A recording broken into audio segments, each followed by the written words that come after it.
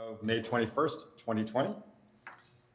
Our first item are the hearing minutes at the request of the Public Improvement Commission staff, the acceptance of the minutes of the PIC hearing held on April 23rd, 2020. Any questions, comments on the hearing minutes? All right, hearing none, I'll entertain a motion on this item. I'll make a motion to approve the Public Improvement Commission meetings minutes for April 23rd, 2020.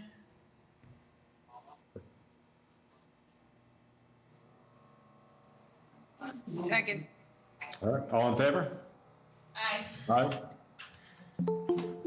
So moved. Moving on to our public hearing continued on a petition by Crown Castle Fiber for a grant of location with lead company status and no participants to install a new telecommunication conduit with city shadow within the following public ways in Roxbury. Locations are Albany Street, generally between address number 906 and Eustis Street, and Dearborn Street, generally at Eustis Street / Albany Street / Dearborn Square. This was new business on March 26, 2020, had its first public hearing on April 23rd, 2020. And this is shown on a set of plans entitled the City of Boston Public Works Department, Engineering Division, Grant of Location Plan, 906 Albany Street, Boston, Roxbury, 3 sheets, dated March 2020. Hey, good morning. This is Chris Murray with the Giamari Group. Can you hear me? Yep, we can hear you well. Fantastic. We're looking for a continuance, waiting on resolution on the conduit size issue. Very good. I will entertain a motion to continue this item. Chris, our next PIC meeting is on June 18th, so it would be a continuance for 4 weeks. Thank you. Perfect. Okay. I'll entertain a motion to continue for 4 weeks until June 18th. I'll make a motion to continue public hearing, continued item number 1 till June 18th. Second. All in favor? Aye. Aye. So moved.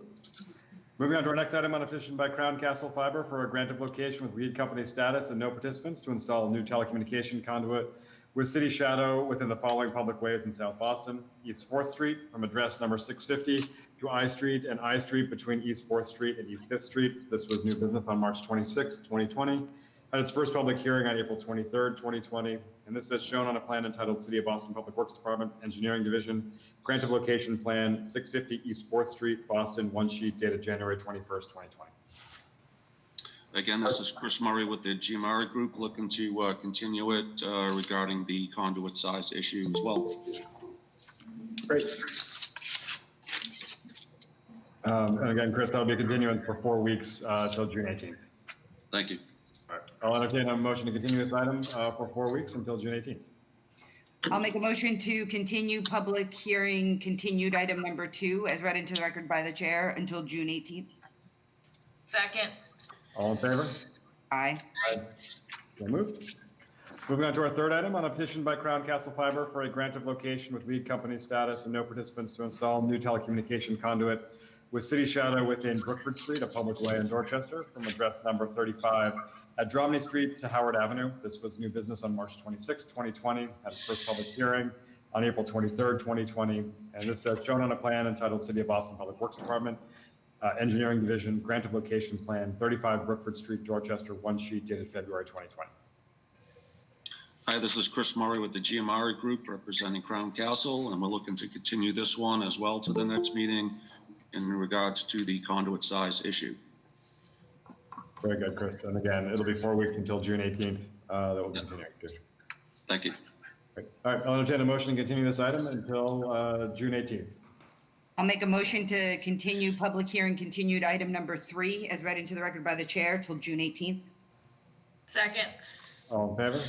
Aye. Aye. So moved.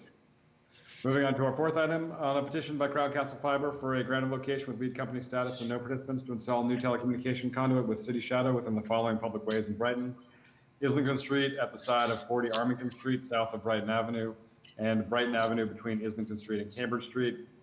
This was new business on March 26, 2020. Had a public hearing on April 23rd, 2020. And this is shown on a plan entitled City of Boston Public Works Department, Engineering Division, Grant of Location Plan, 40 Armington Street, Brighton Avenue, Alston, 1 sheet, dated January 21st, 2020. This is Chris Murray with the Giamari Group, representing Crown Castle. and we're looking to continue this to the next meeting as well for the conduit size issue. Very good. Thank you so much, Chris. I'll entertain a motion to continue this item until June 18th. I'll make a motion to continue public hearing continued item number 4 as read into the record by the chair till June 18th. Second. All in favor? Aye. Aye. So moved. Moving on to our 5th item, on a petition by Crown Castle Fiber for a grant of location with lead company status and no participants to install a new telecommunication conduit with city shadow within the following public ways in West Roxbury. Locations of Carolina Avenue at the rear of 20 Child Street, east of South Street between Carolina Avenue and Sedgwick Street, and Sedgwick Street east of South Street. This was new business on March 26, 2020, had its first public hearing on April 23rd, 2020, and this is shown on a plan entitled City of Boston Public Works Department, Engineering Division, Grant of Location Plan, 20 Child Street, Boston, one sheet dated February 19, 2020. Hi, this is Chris Murray with the GMR Group, representing Crown Castle, looking to be continued to the next meeting in regards to the conduit size issue. Very good. All right. I'll entertain a motion on this item to continue until June 18th. I'll make a motion to continue public hearing continued item number 5 as read into the record by the chair till June 18th. Second. All in favor? Aye. Aye. So moved. And moving on to our 6th and final item in this section, on a petition by Crown Castle Fiber for a grant of location with lead company status and no participants to install new telecommunication conduit with city shadow within Walnut Avenue, a public way in Roxbury, located generally between address numbers 302 and Ruthven Street. This was new business on March 26, 2020, had a public hearing on April 23rd, 2020. And this is shown on a plan entitled City of Boston Public Works Department, Engineering Division, Grant of Location Plan, 302 Walnut Avenue, Boston. One sheet dated January 21st, 2020.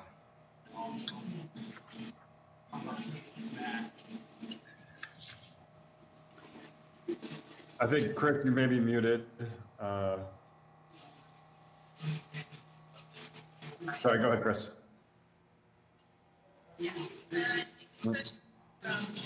Chris, I think you're still muted. Todd, is it possible to unmute Chris Murray? Can you hear me now? We can. Okay. Chris Murray with the GMR Group, looking to be representing Crown Castle, looking to be continued to the next meeting in regards to the conduit size issue. Great. I'll entertain a motion to continue this item until June 18th.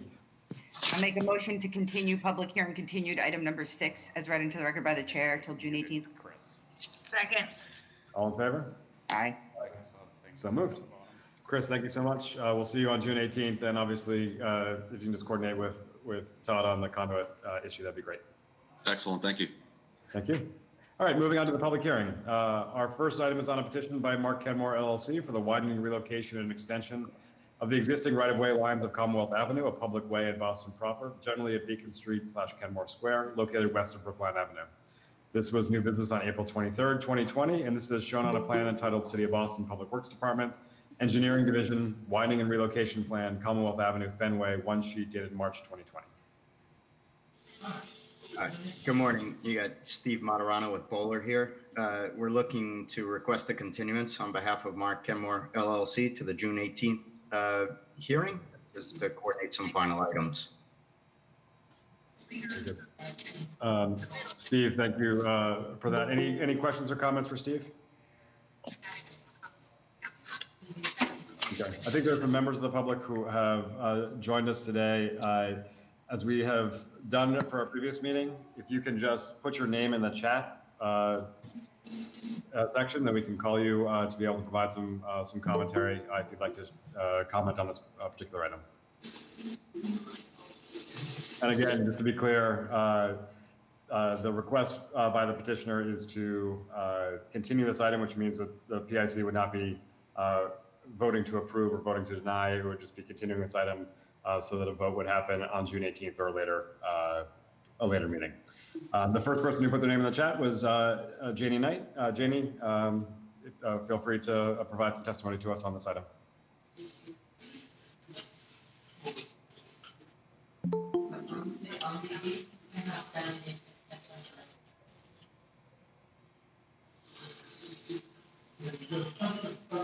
Janie, Janie, it seems like, Janie, unfortunately we can't. Todd, can you see if we can make sure to unmute Janie Knight? Yep, so if you're calling in via phone, you would need to dial in or dial *6 to unmute yourself. If you are joining us from a computer, the mute button is at the bottom of your screen. And it does appear to be muted still.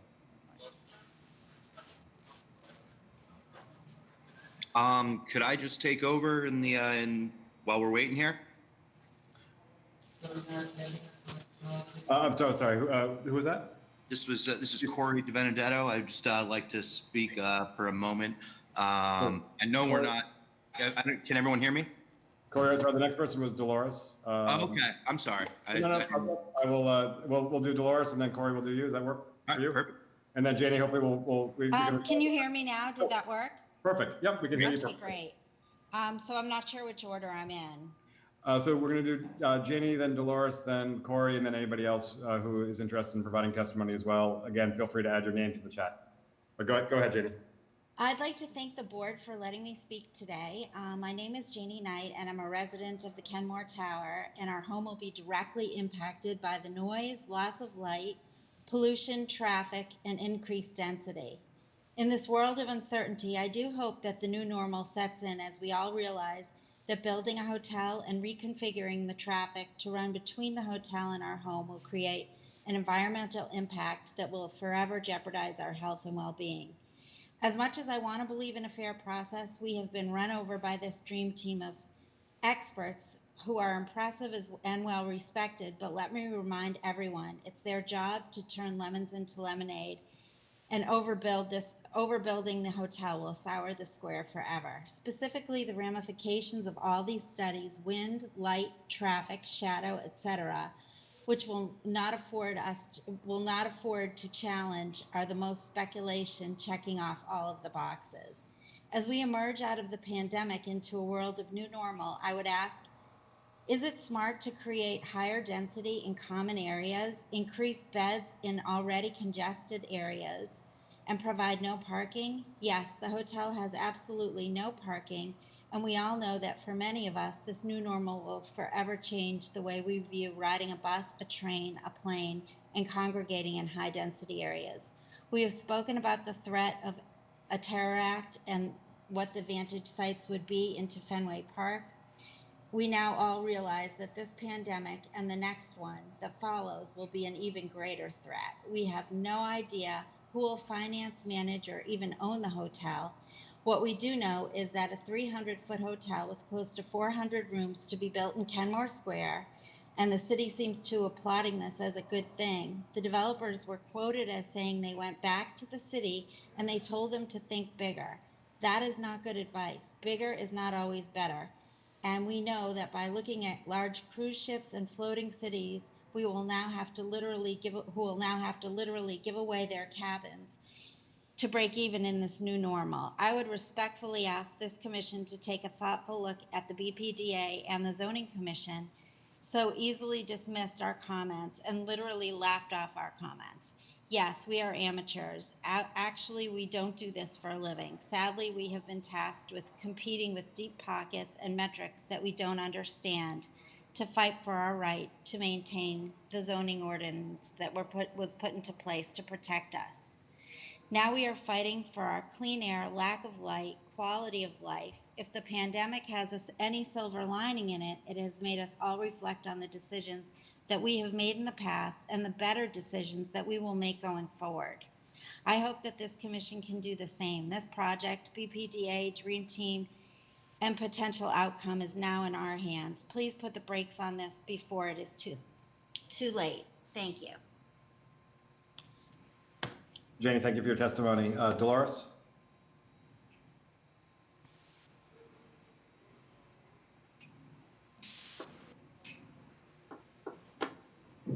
We can't quite hear you yet.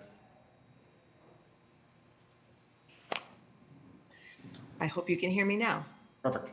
Thank you very much. My name is Dolores Bogdanian. Thank you very much for an opportunity to speak today.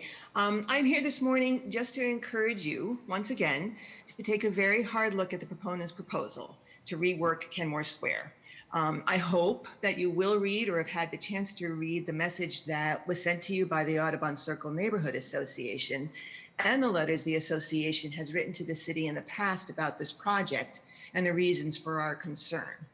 Our main point is that the only way this major reworking of the squares can succeed in actually improving traffic flow, and the only way to justify the major construction impacts that will occur in making it happen, is if the anticipated traffic volumes have been accurately determined.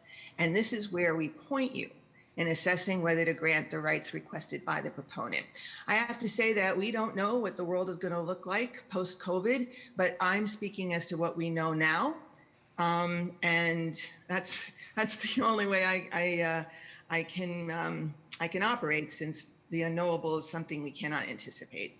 As pointed out in our message, the traffic analyses that were conducted made assumptions that are not entirely credible. They are not accurate regarding the Fenway Center project's traffic and parking projections. They are not accurate with regard to the Children's Hospital project. There is no data on which they can factor in the landmark project at 201 Brookline Avenue. They do not take into account the new 5,000-seat theater at Fenway Park or the changes planned for Boylston Street. They also cannot be accurate if they assume that the great majority of its hotel patrons will arrive via the T. This is simply not credible, which makes the credibility that 5 or 6 spaces will be sufficient for patron drop-off and pickup, as well as some necessary deliveries in a 390-room hotel. It makes that really suspect. I'm not going to beat the drum here. I'm just here to say that I live on these streets, I walk on them, I drive on them, I even in the past rode my bike on them. For all the many project impact reports I've read, and the traffic analyses and the construction management plans or transportation demand management programs or TAP agreements that have been prepared, as each of the major development projects in the city and in the Fenway particularly has gone up, or road reconfigurations that have been done, the traffic in this city and in my neighborhood has gotten worse and worse. This is not an opinion, this is a fact. So when I read a traffic analysis that says things will get no worse and will actually get better, I'm sorry, I'm extremely skeptical.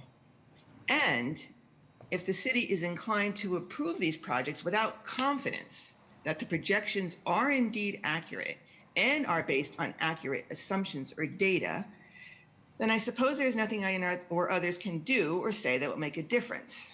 But I'm here today at least to give it a try. So thank you very much for the opportunity to speak. Dolores, thank you for sharing the comments. Corey? Yes. So I guess I know we're not voting today, if I'm correct in that, yes? So, I mean, I guess, but I guess I imagine if we were, based on, based on what we've seen in other commissions and boards, you're probably going to vote unanimously for this, I would imagine. So I guess my question to the commission is what, if anything, would cause you to vote no or not to approve, as a member of the commission? This goes out to each and every member of this commission. Is there anything that could cause you to vote no? Corey, I appreciate the question. So this commission really focuses on sort of the specific actions for the right-of-way. So our purview really is things like the use of the street, the amount of public space, the things that are sort of about the physical, the physical sort of ownership and design of the public right-of-way. And so those are the things which sort of each of our decisions, and each of us wear slightly different hats. So Denise, Amy, and I, and other members of our commission all wear slightly different hats, but that's the purview of the Public Improvement Commission. And we make our decisions based on that. If that's helpful to your question. Right. Thank you. And I mean, are there other members that might be able to speak? Just I'm looking for more specific things, because I feel like we talk about a lot of things and really nothing ever gets addressed. It just winds up going to you, and then you vote, and we never actually hear back from you as to Was, Yeah. was everything up to snuff, or are you just going to just say yes to everything? Because So I mean, I can answer from at least the transportation department's perspective. I think that the action that's in front of us right now is adding to a right of way. So like we're just putting more public rights of way is what this action is. It would be increasing the public rights of way. So I don't have an issue with the proposal that's in front of us today because that is, you know, essentially a big part of what this board does. But I think that to the, you know, to the other question as like, we vote yes on a lot of things because there's a lot of process that gets us to these points where we are commenting and working with the project team about what is and is not acceptable so that when something gets to this point, we're not trying to solve the larger questions. I just would hope that you wouldn't be relying on other commissions and the BPDA to, you know, allow you to make your decisions, because I mean, you are, you know, an independent, you know, commission that should be making decisions independently of these other organizations, despite, you know, that everyone winds up voting unanimously for every project. It's, you know, could you guys, you know, maybe, you know, now considering that, you know, we've probably built, you know, way too much in such a short period of time, and now we're struck with a struggling economy, that maybe you could potentially, you know, not vote yes on everything. And I guess that's just a statement. But I mean, it's a little, you know, it's a little demoralizing when you just see, you know, commissioners just vote yes on everything, because it's like, are you guys actually, you know, are you looking into any of this, or you're just like, well, you know, they're not going to be upset if we say no. We might, you know, lose our spots on the commission if we say no. So we're just going to say. I think it's that the no's never get here. Yeah. Right. Okay. I guess that's all I got to say. Corey, thanks so much. I think there were maybe one or two other members of the public who had interest in providing testimony, although I don't see other names in the chat. Are there other folks who would like to comment on this project?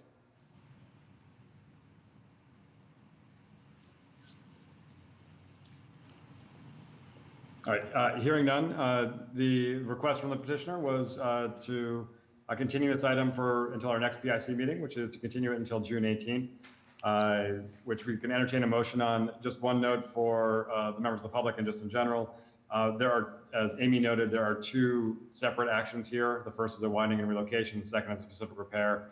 So the request before us right now is to have a continuance for that first item, the widening and relocation. So I'll entertain a motion to continue this item for 4 weeks until June 18th.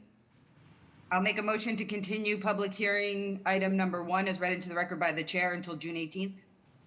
Second. All in favor? Aye. So moved. Moving on to our next item, on a petition by Mark Kenmore LLC for the making of specific repairs within the following public ways in Boston Proper, consisting of curb realignment, roadway and sidewalk reconstruction, as well as new and relocated pedestrian ramps and driveway curb cuts. The locations are Commonwealth Avenue at address number 560-574, generally at Beacon Street / Kenmore Square, and Beacon Street generally at Commonwealth Avenue / Kenmore Square. This was new business on April 23rd, 2020. This is shown on a plan entitled City of Boston Public Works Department, Engineering Division, Specific Repairs Plan, Commonwealth Avenue and Beacon Street, Fenway, one sheet, dated March 2020. Great, thank you, Chris. Again, Steve Monterano from Bowler requesting a continuance on behalf of Mark Kenmore LLC to the June 18th hearing. Appreciate the testimony and folks taking the time to come out for the project. Just need a little more time to coordinate some details and get responses to some of the comments we've heard. So. Great, thanks, Steve. Any other sort of public questions or comments on this item? Yes, I'd like to speak. My name's Catherine Greeno. Yep, please go ahead, Catherine. Hello. I wanted to reiterate what Dolores had said and to reflect on what you had said about your oversight of public ways. And of course, if one is overseeing public ways, one would, I assume, try to determine whether a new public way would actually benefit the public. And if you ever had lived or worked in or near Kenmore Square, you would automatically understand that these new public ways that are proposed in connection with this new hotel are totally absurd, and that adding 2 stoplights in order to go through a intersection couldn't possibly make any public benefit to those who are driving. And as far as those who are walking or biking, it would just add to additional congestion. And that simple common sense result has never been put forward to the commission, either in the studies that have been commissioned by the developer, which of course are supposed to come out in favor of what the developer wants, or in the BPDD studies, the BTD studies, Boston Transportation Department studies. I have been told that the timing of the lights going through Kenmore Square would be such that the 2 additional stoplights would not be an impediment. That is extremely hard to believe because, as Dolores said, all we have to do is go on the traffic that we know now, and the traffic lights that are stoplights leading into Kenmore Square, specifically at the current Citizens Bank building for Commonwealth Avenue, coming in from the west, at the Buckminster Hotel on Beacon Street coming in from the west, and at Raleigh Street coming in from the east on Beacon Street and Commonwealth Avenue. Those stoplights already get very backed up. And the stoplight in front of the Buckminster Hotel, I can tell you from having been stopped there for 48 years, is the longest stoplight in the city. Therefore, traffic cannot possibly be timed so that it will smoothly go through Kenmore Square. And unfortunately, I think that this commission and other commissions, including the zoning commission, take what they read from other studies rather than from people who experience these situations every day as fact. And it's really time, considering your public duty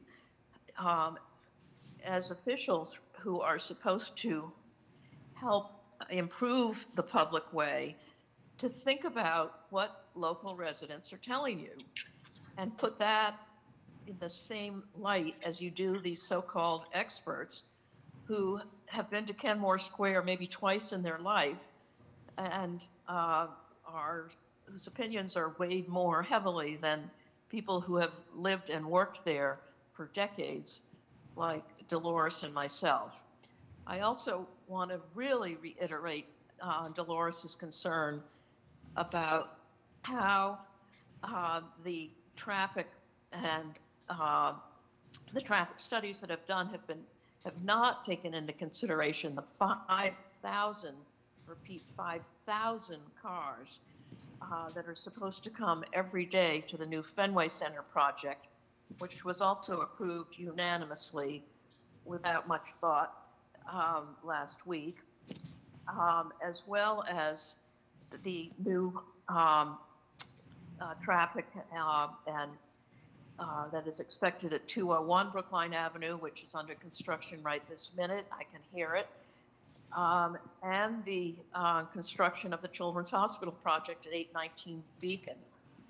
All 3 of those new buildings are enormous and will generate traffic coming and going, not just for the people who work there, but all the deliveries that are going to be necessary. And to not have included the traffic heading to those 3 buildings, which are within 1/8 of a mile or 1/10 of a mile of Kenmore Square, and then to say this new configuration is perfectly fine, is absurd.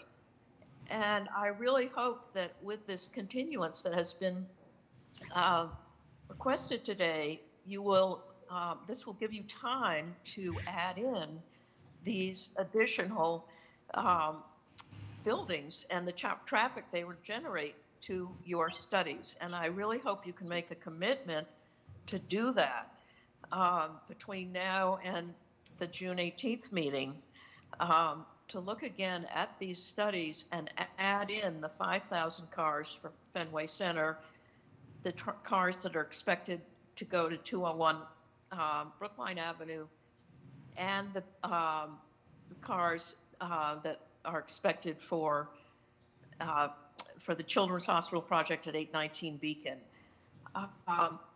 I gather those projects were included by name, but the figures on the traffic generated for those projects were not accurate. So again, if you could please look at that more carefully and picture yourself in a car stuck in front of the Buckminster Hotel for 20 minutes before you can even start getting through Kenmore Square. I'd really appreciate it. And others who live and work now in Kenmore Square and who will live and work in Kenmore Square 20 years from now will appreciate if you could take the time to consider what I've just said and what others have said as well. Thank you. Catherine, thank you. And to your point, and Steve, you can certainly comment on this as well. To your point, and to Dolores, to your letter, we appreciate sort of those specific questions. And between now and the 18th, we'll work with the proponent on answers to each of them. Thank you. Steve, I don't know if you have the letter yet. If not, Todd will get it to you. Dolores, I've forgotten whether you sent it to the proponent as well as to the city. This is David Roche from Mark Development. I believe we're in receipt of that letter. I'm so sorry. There was somebody from Mark Development who have you received the letter? Yeah, Chris, it's David Roche with Mark Development. We are in receipt of that letter. Great. Okay. Great. And again, David, Steve, we'll just need to work on answers to that letter in advance of the 18th. Absolutely. Are there any other members of the public who are looking to speak?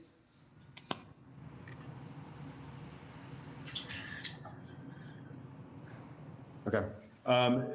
Other questions or comments from the commissioner, from Todd or Abhi? I think we're all set on this, Chief. Okay. All right. I'll entertain a motion on this item to continue it for 4 weeks until June 18th.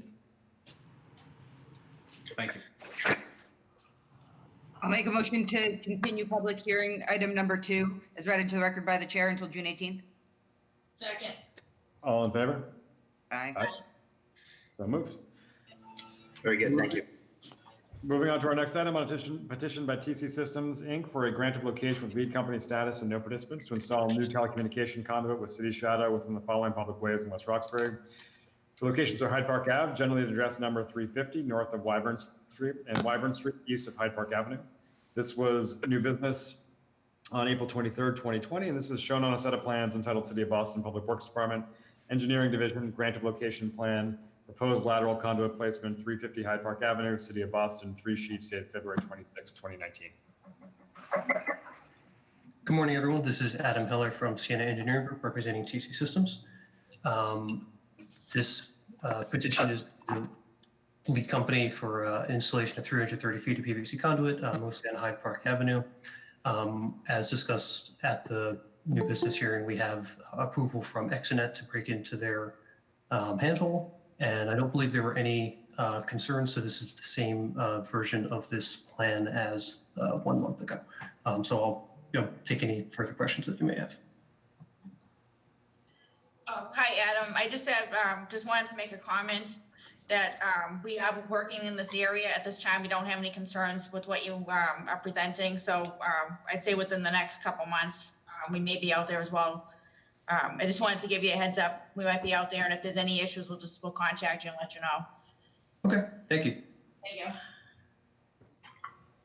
Other questions or comments?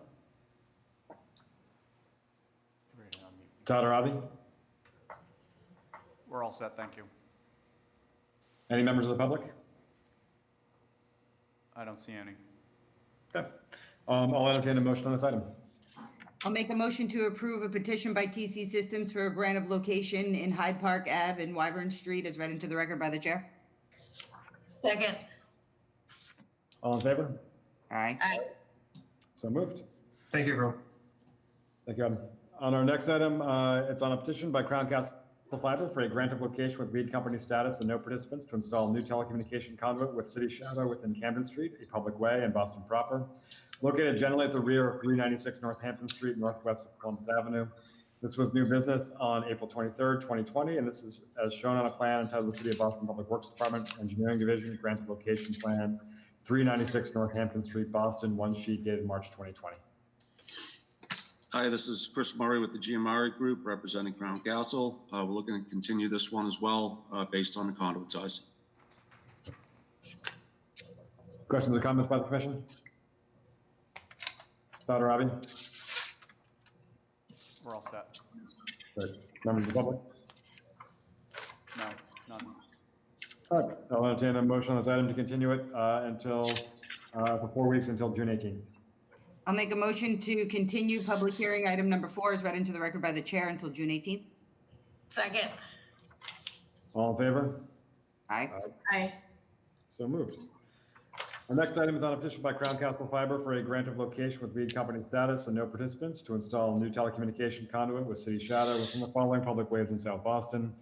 D Street, generally at address number 227 between West Broadway and West 5th Street, Clarity Way, and West Broadway at D Street. This was new business on April 23rd, 2020, and this is shown on a set of plans entitled City of Boston Public Works Department, Engineering Division, Grant of Location Plan, 227 D Street, South Boston, 2 sheets dated March 2020. Hi, this is Chris Murray with the GMR Group representing Crown Castle. This particular build is for a small cell, so this is a little bit different than the ones we had been talking about. This will be microtrench. If you have any questions, let me know. Oh, hi, Chris. Just wanted to follow up on the email I sent you yesterday. So just so that everybody else know, the South Boston separation project will be ongoing and will be, the commission will be out there approximately 2021 in this area where Chris is presenting. So the comment we did get back, you know, the location that you presented was fine. You know, I guess the only issue, and I know some, you know, things happen, the as-built aren't always correct when you go out in the field, but, you know, the alignment we did, you know, you did have, we approve it, but if there's any issue, if there's some kind of change, if you can just let us know as much notice as you can. That was just a concern that we had in here in the department. Okay, thank you. Thanks, Chris. Chris, the one new casting here is the 3 foot by 3 foot. Is that right? That's correct. And I apologize, did you say that this would be micro trenching? That is microtrenching, correct. All right. Other questions or comments? All right, Todd or Robbie? We're all set. Members of the public? None. All right, I'll entertain a motion on this item. I'll make a motion to approve a petition by Crown Castle for grant of location in D Street and West Broadway as read into the record by the chair. Second. All in favor? Aye. Aye. So moved. Thank you. Chris, moving on to our 6th item on a petition by Crown Castle Fiber for a grant of location with lead company status and no participants to install new telecommunication conduit with city shadow within the following public ways in Boston proper. The locations are West Adams Street, generally at the side of 380 Shawmut Avenue, between Shawmut Avenue and Washington Street / Pelham Street, and West Adams Street and Pelham Street. This was new business on April 23rd, 2020, and this is shown on a plan entitled City of Boston Public Works Department, Engineering Division, Grant of Location Plan, 380 Shawmut Avenue, Boston, one sheet, dated February 10th, 2020. Hi, Shelley Cullen. Can you hear me? We can, Shelley. Okay, I've got 2 screens going. My mic on my laptop is not working well, but I did put the plan up there, so I don't know if you're able to see that. We can't, but we at least you haven't shared your screen, but Todd, you can share your screen, or we can also. I brought the plan up on. We have them. All right. Exactly. All right. Thanks. Good stuff. Sorry. So I'm just talking on my phone. So So yes, Shelley Cullen with Axis Engineering representing Crown Castle. And this is a project, it actually combined two projects. One is to feed a small cell node and the other one is to feed the school, Blackstone Elementary on West Dedham. So when I was last here, Todd and Amy were talking about trying to move these handholds into the sidewalk. Yep. Because this is a micro trench, that's not really practical to do. Someone actually described it to me like trying to cut an arch in a piece of plywood with a circular saw. So these micro trenches kind of have to stay in a straight line. So that was not possible. I was able to do it on one of the other ones that I'm presenting today, but not on this one.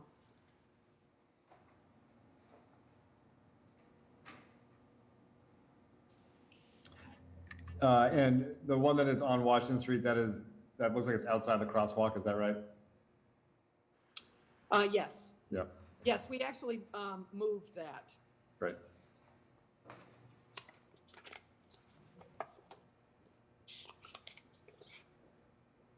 All right. Other questions or comments on this?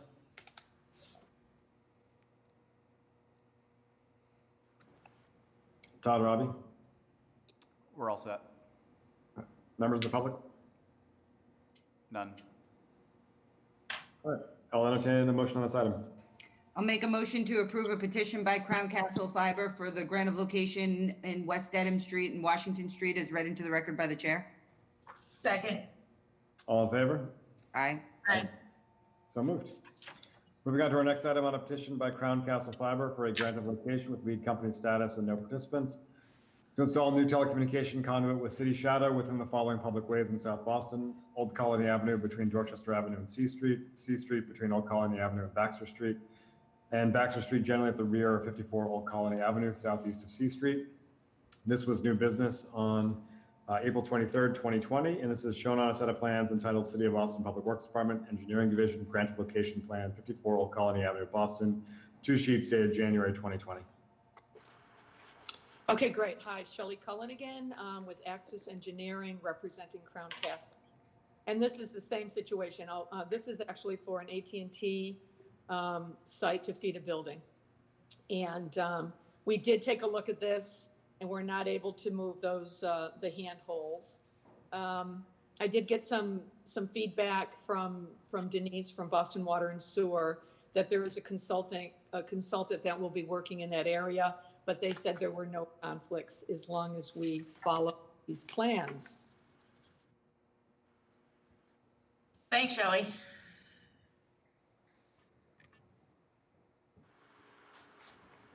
Sorry, I'm just looking through the plans. Any questions or comments on them?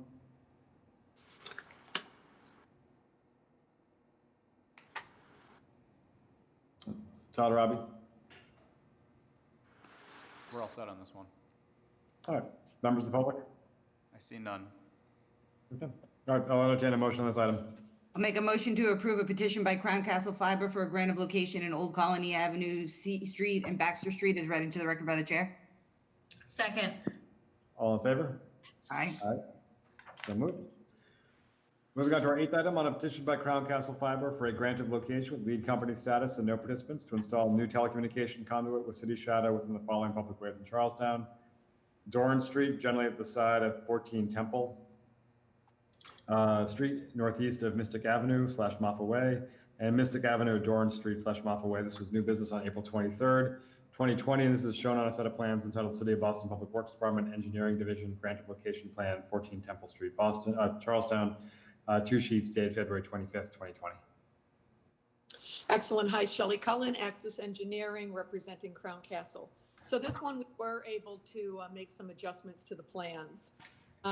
We moved both handholds into the sidewalk, and then the trench, when we last spoke, Amy, you were talking about trying to move that trench. We talked about moving it into the road, actually, but the road was too congested. But what we did is move it to the outside, right inside the curb line.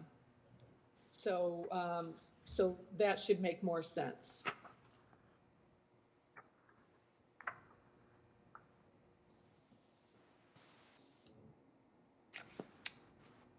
And again, actually, both the handholds were reduced in size too, from 3x3s to 1x2s.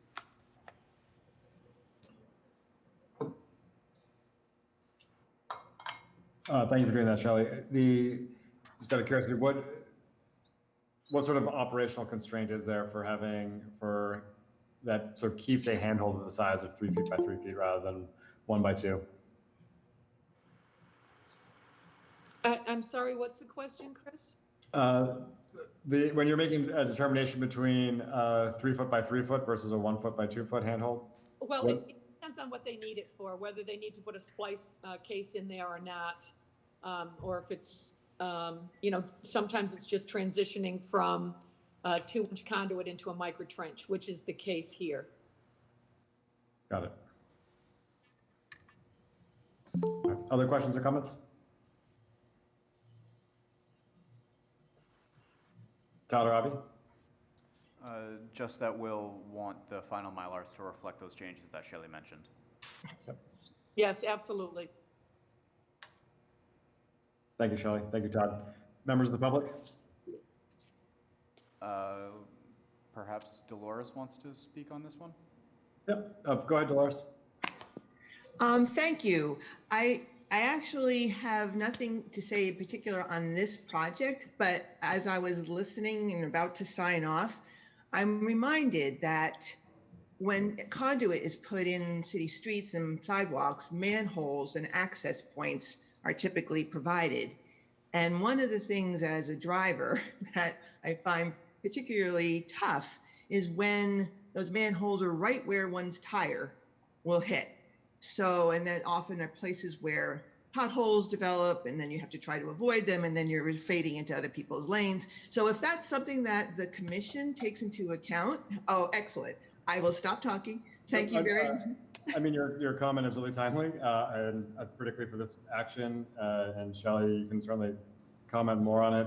When this project came to the new business hearing, the handholds were sort of in the roadbed. There's a certain amount of space essentially adjacent to the curb where we are shifting into the sidewalk, the furnishing zone, where essentially things like streetlights or meters or signs tend to be, where more of the handholds are going, so that whether you're riding a bike, driving a car, or crossing the street on the crosswalk, that you're less likely to come across the handhold. So that's something which we've been working with a lot of the petitioners on exactly that issue.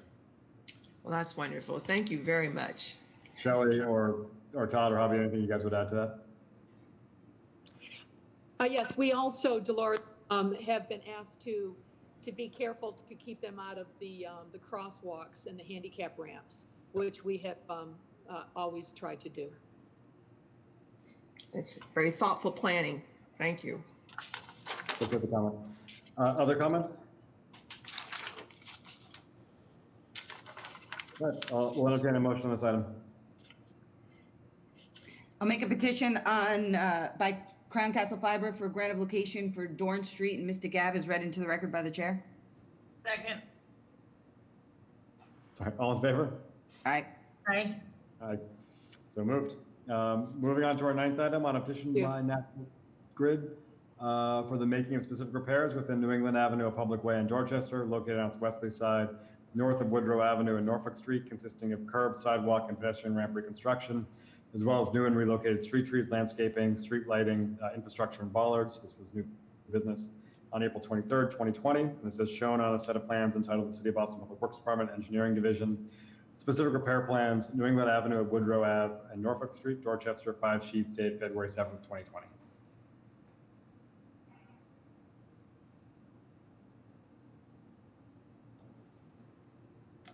Is National Grid here to present? Good morning, good morning, Commissioner. How are you? Peter Nagel. Good to see you, Peter. Yep. Hi, everyone. Thank you for taking some time today. Hope everyone's staying safe. What you have before you, folks, is a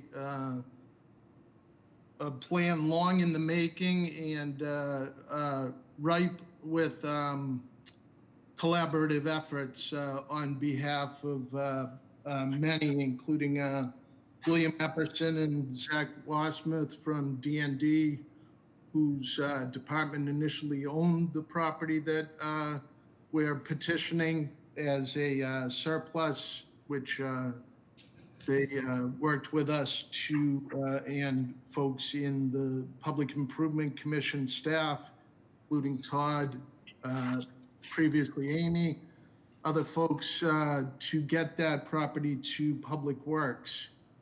What we're proposing to do is replace an existing regulator station in Norfolk Street and putting the new facility within the surplused DND parcel, which is now owned by Public Works.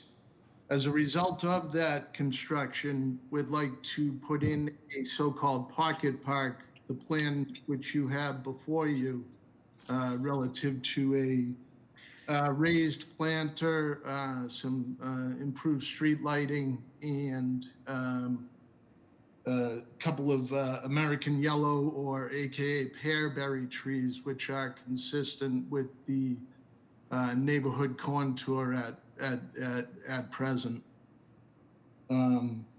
That park plan that you look at would be constructed following a replacement effort of the existing infrastructure, which will be our next item on the agenda. But be happy to answer any questions relative to the proposed park, and just like to add that I've been working with some of the city agencies who have a stakeholder in this, including street lighting, Commission on Persons with Disabilities, among others.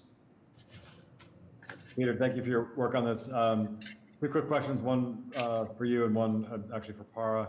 I know this came up in the new business, but you've done the sort of coordination with the abutting property, abutting tenants.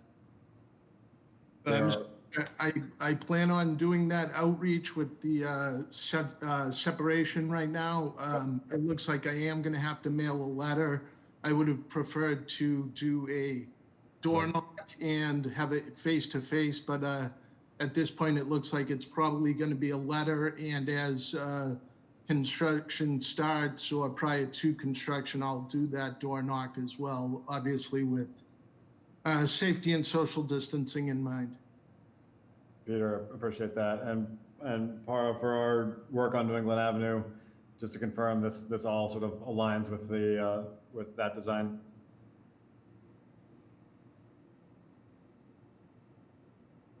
I believe that Para's on, but he might be on mute. Unmute me. It does. This all went through Zach. We put this in the right of way as a separate action, so it's all in it. Thank you, Amy. Yeah. All right. Other Chief, questions or comments? I think Para actually had to sign off for a few minutes. Got it. Hi, Peter. This is Denise Devlin from Boston Water and Sewer. Hey, Denise. Hi. Thank you for doing your due diligence, and we appreciate you waiting on us to get you the approved site plan comments back to you. So unfortunately, we don't have that for you right now, but we did want to have this site plan approved before it was like officially approved through the PIC, so we can kind of continue, have a make this contingent upon our approval. We greatly appreciate that. That's fine, Denise. Knowing that with all the work on New England Avenue, that whole streetscape project, that there'll be probably a lot more meetings and such anyway as well. So that'd be fine. Okay, thank you, Peter. Other questions or comments? Todd or Robbie? Just mention that Para confirmed at the last hearing that Public Works will take on the maintenance of the plaza aspects of this work, not the utility aspects, but the plaza, the street lighting, the landscaping, the surfaces. Thank you, Todd. All right, members of the public? I see none. All right, I'll entertain a motion on this item then. I'll make a motion to approve a petition by National Grid for the making of specific repairs in New England Avenue contingent upon final approval by Boston Water and Sewer. Is read into the record by the chair. Second. All in favor? Aye. Aye. So moved. Moving on to our next item, on a petition by National Grid for the grant of location to install a gas regulator station and associated infrastructure within the following public ways in Dorchester: New England Avenue, north of Woodrow Avenue at Norfolk Street, and Woodrow Avenue at New England Avenue at Norfolk Street. This was new business on April 23rd, 2020. This is shown on a set of plans entitled City of Boston Public Works Department, Engineering Division, Grant of Location Plans, New England Avenue Gas Regulator Station, Dorchester, 2 sheets dated February 7th, 2020. Mr. Chair, members of the commission. Again, Peter Nagel from National Grid. Thank you for the time.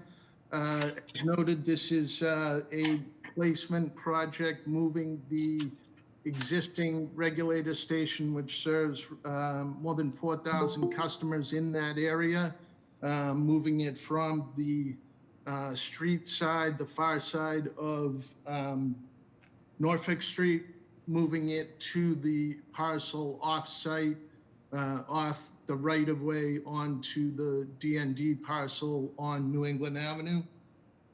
This new infrastructure would be up to all safety codes and replaces a aged facility that, again, serves roughly 4,100 customers in the immediate area. Again, as I referenced in the previous presentation, we are aware of the ongoing New England Avenue work and are fully understanding of that and looking to coordinate anything we can with that project to A, facilitate that installation, and B, minimize any roadway disruption within that fairly busy intersection. Appreciate that work on coordination, and obviously, however BTD or Public Works can be helpful in that process, we can be coordinated. Questions or comments on the gas regulator? Yeah, same thing again, Peter. This one we definitely wanted to have site plan approval. We just wanted to make a contingent upon our approval. Thank you. Thanks, Sure. Any time frame on that, Denise? Any ideas? I actually don't have one, but I will send a follow-up email after the meeting. And again, And I'll get back to you. I don't think I have. I think I have your email. I also have Sam's and Steve's email too. So I'll get in touch with the three of you. Great. Thank you. Oh, thanks, Peter. Amy, any questions or comments? No. Todd or Robbie? We're all set. Any members of the public? I don't see any. All right, I'll entertain a motion on this item.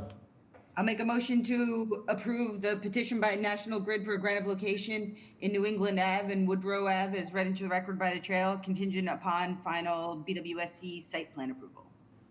Second. All in favor? Aye. So moved. Thank you so much. Moving on to our final public hearing item. Take care. On a petition by the Boston Transportation Department for the making of specific repairs within Geneva Avenue, a public way, Dorchester, located at address number 51, generally southeast of Normandy Street, consisting of curb realignment, sidewalk reconstruction, as well as new pedestrian ramp, storm drain infrastructure, and a raised crosswalk. This was new business on April 23rd, 2020, and this is shown on a set of plans entitled City of Boston Public Works Department, Engineering Division, Specific Repair Plan, Neighborhood Slow Streets Program, Geneva Avenue, Raised Crosswalk, Dorchester North, 3 sheets dated May 21st, 2020. Thank you. Hi, my name is Stephanie Seskin. I'm the Active Transportation Director within the Boston Transportation Department. We are here with a raised crosswalk design for Geneva Ave, serving the BWIF Community Center, the library, and the high school that is just to the side.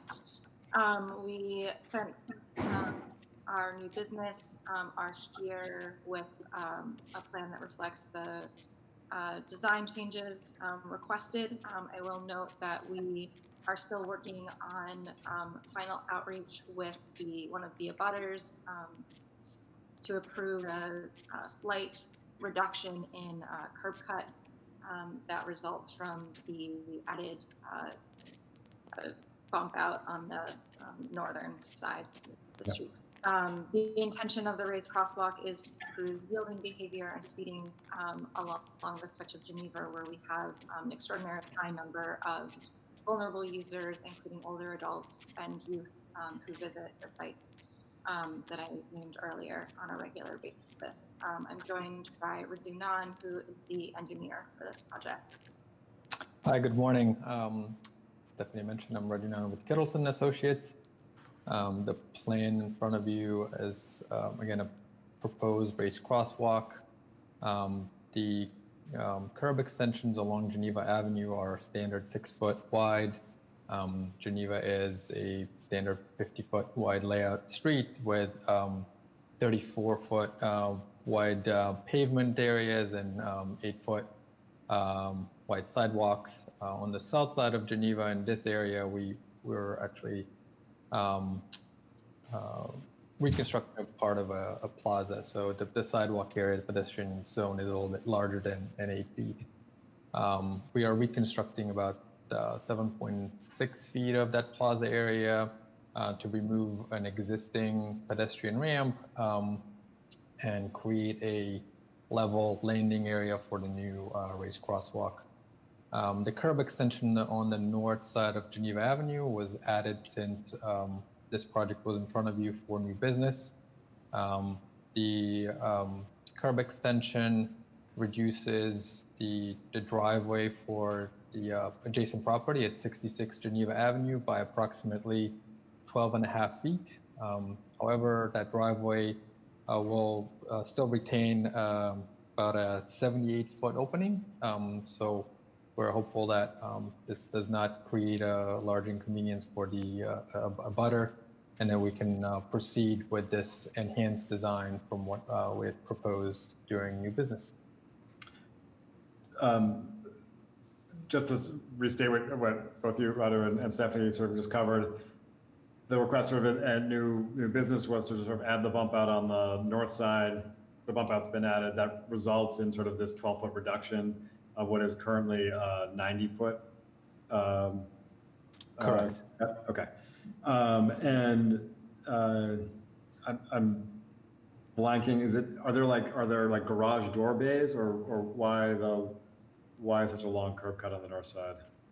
I think it's an adaptive reuse of the building and is currently serving as a church. Okay, got it. And I know I see on the plan that the sort of the north side bump out is contingent upon sort of the property owner being comfortable with the 12-foot reduction, 12.5-foot reduction of their, got it, the curb cut. Great. Okay. All right. Other questions or comments?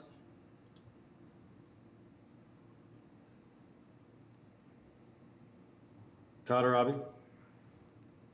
We're all set with this one. All right. Members of the public? I see none. Thanks for all of your work on this. Thanks for the adjustment. I'll entertain a motion to approve this, again, contingent upon coordination with the adjacent property owner. I'll make a motion to approve a petition by the Boston Transportation Department for the making of specific repairs in Geneva Ave contingent upon abutter outreach as read into the record by the chair. Second. All in favor? Aye. Aye. So moved. That completes our public hearing. Moving on to the new business section. Our first item is Armerdine Street, Rockwell Street, Stockton Street, Morris Street, Fuller Street, Fairmount Street, Wilmington Avenue, Codman Hill Avenue, Bendale Avenue, Codman Street, Driscoll Drive, Ogden Street, and Dorchester. Specific repairs on a petition by the City of Boston Transportation Department. Thank you. Hello again. I'm Stephanie Saskian with the Boston Transportation Department. We are here with our neighborhood slow streets plans for the Dorchester United Neighborhood East Zone, which encompasses all of the streets that you just said.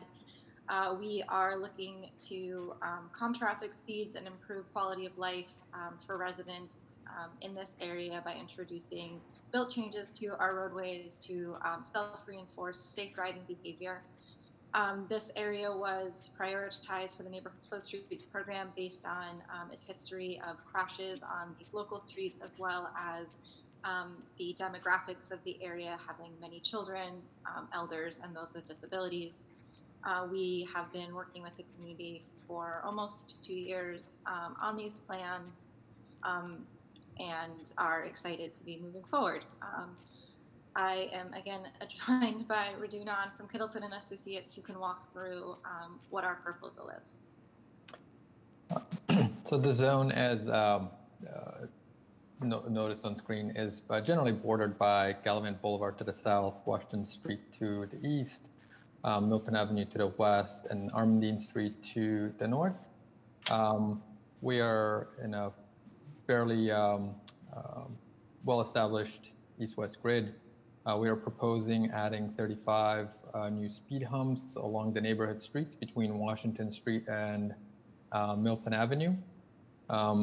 These speed humps are generally spaced between 170 and 290 feet. The location of the speed humps was reviewed in the field to be free of existing utility castings, manholes, and the speed humps also terminate about a foot away from the existing curb to maintain existing drainage flows along the edge of the roadway. We also located these speed humps away from driveways, so we're maintaining all existing access to adjacent properties. Great. Any questions on the speed humps before we go to Ogden and Fairmount? All right, Rado, you want to take us to Ogden and Fairmount? Yes, so Ogden and Fairmount are two 40-foot wide layout streets. They both terminate at Washington Street.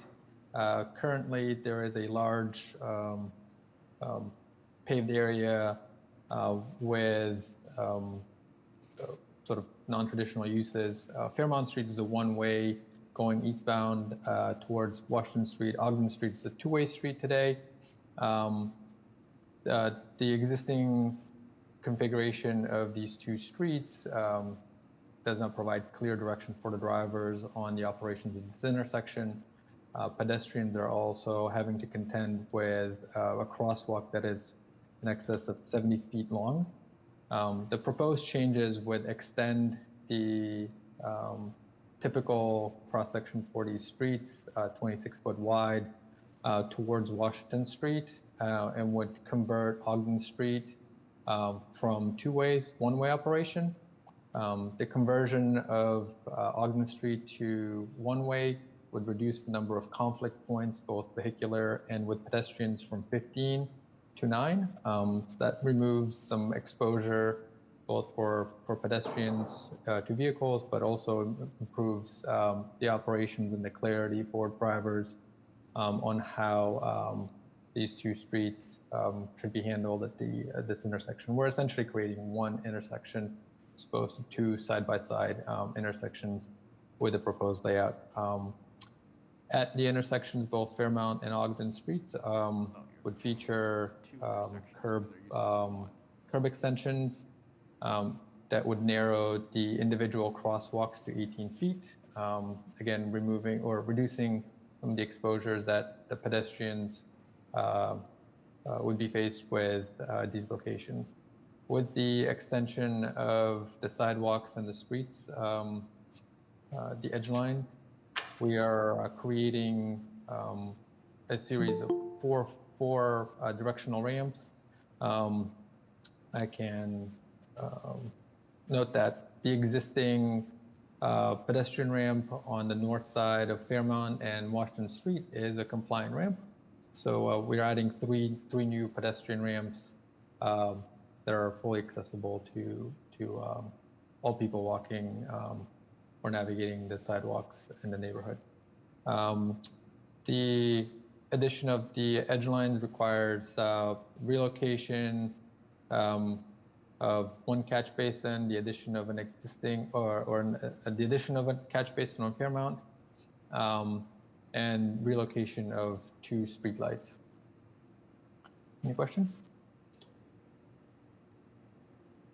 And I apologize, Roger, if you mentioned this, if you can, it looks like we are extending a street light out a little bit further into sort of the newly created plaza. Exactly. Right. Yes. Right. And I apologize if you mentioned this. Street lighting is sort of reviewed these or will between now and the public hearing. Yes, lighting. Sorry, the street lighting group has seen these plans. Perfect. Great. Other questions or comments? Todd or Robbie?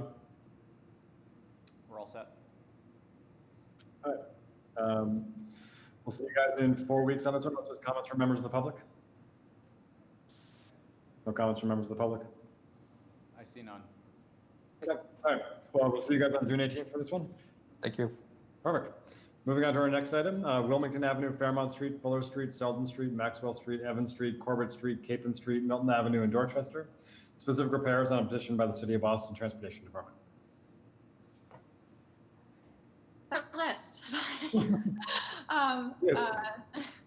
For the record, once again, I'm Stephanie Seskin with the Boston Transportation Department here with our Neighborhood Slow Streets proposal for the Dorchester United Neighborhood West area. We have coordinated the design of this area to correspond with the design of the area that we just spoke about. Again, prioritized about 2 years ago based on the volume of, or the crash rate on these local streets, as well as the demographics of the area being high with a number of households with children, elders, and people with disabilities. There's also a high school located within this zone. And we are proposing a series of speed humps and other changes to make these streets safer and slower, improve the quality of life. We are also introducing raised crosswalks on Milton Ave, where today we observe high numbers of pedestrians crossing the street. There are no existing crosswalks over Milton Ave in this area, so these are also new crosswalk locations. Again, joined by Radu Nan from Kittleson and Associates, who can walk through the details of the design work. Thanks, Stephanie. Thank you, Stephanie. The Dorchester United Neighborhoods West Zone is generally bound by Galvin Boulevard, Morton Street, Evans Street, and Milton Avenue. And within this zone, we are proposing to install 25 new speed humps within these interior streets. These speed humps are intended to create a uniform operating speed for vehicles at 20 miles an hour, which is a new proposed safety speed limit within the zone. The speed humps are generally spaced 190 to 340 feet. These distances are dictated by field inspections of existing conditions. As mentioned earlier, they're really dependent on location being free of utility castings, manholes, driveways, because they are just repavement items during construction. The speed humps do stop a foot short of the existing curbs along the streets and maintain the existing drainage flows within the area. Any questions about the speed hump locations? None here. Others? You want to take us to the raised crosswalks? Yes, as Stephanie mentioned, I would like to start first with a new pedestrian ramp at Evans and Thetford Avenue. We are proposing to construct a new pedestrian ramp within the existing sidewalk in this location because of the adjacent playground in the northwest corner of Thetford Avenue and Evans Street. This location would allow us to install a new crosswalk across Evans Street to improve circulation for pedestrians and access to that playground. Any questions about the pedestrian ramp before I move over to the raised crosswalks? Just to state the obvious, the reciprocal ramp doesn't need reconstructing, it's compliant. Correct, yes. Okay. No questions here. Anyone else with questions on the pedestrian ramp? Yep. If you want to move to the Rock Ridge crosswalk. So along Milton Avenue, Evans Street, and Rockwell Avenue create two T intersections. We have counted a number of pedestrian crossings across Milton Avenue at this location. Due to the offset nature of these two streets, we're proposing to install a raised crosswalk that serves as a continuous access for pedestrians between Evans Street and Rockwell Street. Rockwell Street, the direct route to the Ashmont T-stop. Therefore, it sees a lot of activity. In addition to installing the raised crosswalk, we are proposing to reconstruct or add directional ramps on the two corners at Evans Street, and then reconstructing a ramp at the Milton Avenue and Rockwell Street northern side of the intersection to pair with an existing compliant ramp at the southern corner of the Rockwell-Milton Avenue intersection.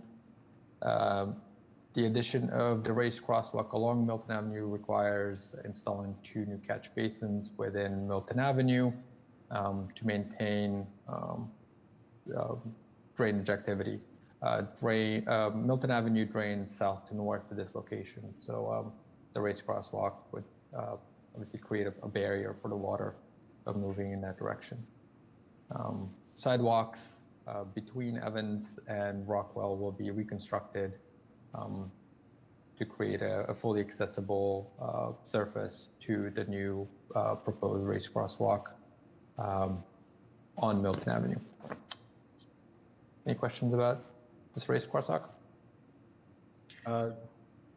None here, and you sort of mentioned this in your comments, but thinking of Stephanie's comment about sort of the lack of crossings in general across Milton Ave. So this one sort of is that Ashmont connection. If you can sort of give context to the next one. Oh, sorry, go ahead, Stephanie. Sorry, just a quick clarification. It's not so much the Ashmont route, that's more some work that we did with WillWorks to field engineer some ramps over Washington Street. This is more related to the flow of especially school-age pedestrians walking to the high school. That's cool. Got it. If you can just provide that same context on the next one, and then if there are other locations on Milton Ave we should be looking at as well, that'd be great.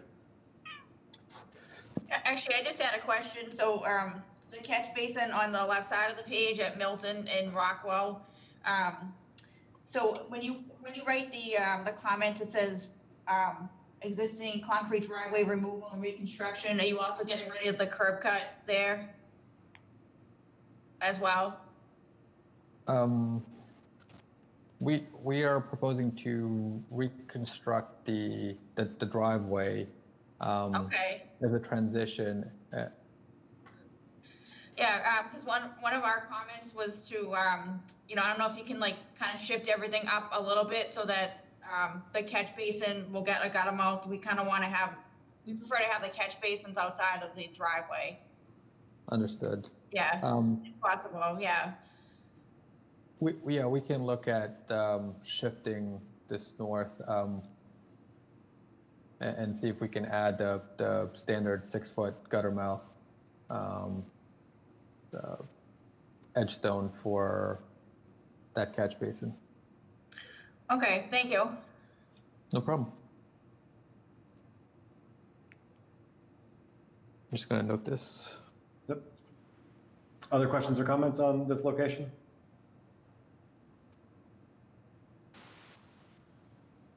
Okay. Whenever works for you, if you want to take us down to Selden. Yep. So the next intersection is a similar layout. Apologize for the change in direction. So Milton Avenue goes left, right, but it's oriented north. We have another series of two side-by-side T intersections between Selden Street and Milton Avenue, Morris Street and Milton Avenue. There are no existing crosswalks for another 2 blocks south at Fairmount. This was another location where we have documented pedestrian crossings across Milton Avenue. And we are proposing to install a raised crosswalk to create continuous flow for pedestrians and accessibility between Selden and Mora for the east-west movements of people walking in the neighborhood. Because of some utility constraints at the corner of Selden Street and Milton Avenue, we're also proposing to install a standard 6-foot curb extension on Milton Avenue, narrowing it down to 20 feet. This location, this allows us to install utility manholes, primarily drainage manhole, within a level landing, and also avoids removal and relocation of an existing hydrant along Selden and Selden Street. Due to the change in alignment on Milton Avenue, the curb extension actually creates a better alignment for the crosswalk on Selden by making the crosswalk that's facilitated by the new proposed pedestrian ramps more visible to the drivers on Milton Avenue. So in approach to the raised crosswalk, we're proposing to realign the existing edge line in front of property, the property at 105 Milton Avenue. The lower left. It would be left and on your screen. West, yep. Yep. So this would be a transition to inform the driver of the change in alignment and give the driving public an opportunity to notice the curb bump out for the raised crosswalk. With the proposed realignment of the curb line on the north side of Selden Street on Milton Avenue, we're also proposing to close an existing driveway opening, which no longer serves a carport for the property at 105 Milton Avenue. We are contacting the owner at this property. They will maintain access to their active driveway, which is located just north of the location that we're proposing to close. Again, Milton Avenue drains south to north. And with that change, we're proposing to remove an existing drainage inlet and build a new drainage inlet that connects to an existing manhole that will remain in place and provide a drainage inlet with a gutter mouth just north, or sorry, just south of the proposed raised crosswalk. Right. Just to confirm, this might also be a question for Todd. We're not closing it's not even like we're closing a curb cut at 105. It's sort of like access to a below grade carport. Is that right? And correct. Okay. And they haven't been contacted yet, but does this action require the approval of the residents at 105? That may be a Todd question. Yes, if a resident's curb cut is going to be closed, then they would need to be complicit in this. We have sent a letter. We haven't heard anything back, so we'll be following up. They do have an actual driveway opening that we're not touching. Yeah. It looks like there's two separate, right, like a driveway and then a, yeah.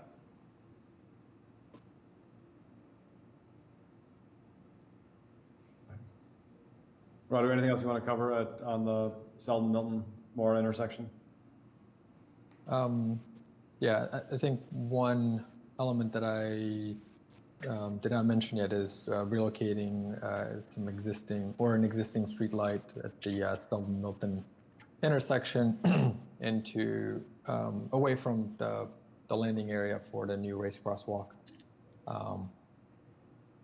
the light would probably have to stay fairly close to its existing location within the lateral from the roadway because of existing drainage pipes and other utilities within the Milton Avenue roadway.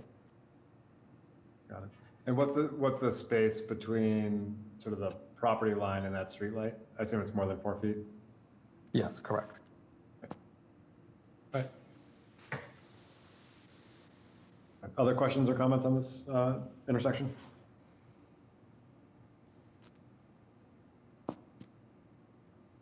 Todd or Avi? Other than the driveway butter outreach at 105 Milton Ave, I would also ask that the project take a look at just adding some sort of vertical element at that curb extension, just to make sure we have a visual cue for motorists.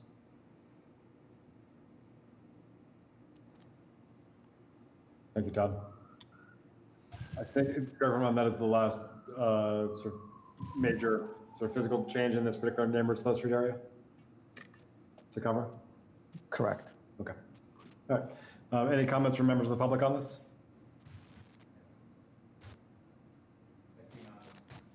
Great. All right. So we'll see you back on this one as well in 4 weeks with some outreach and some small changes in that particular location. Great. Thank you. Thank you.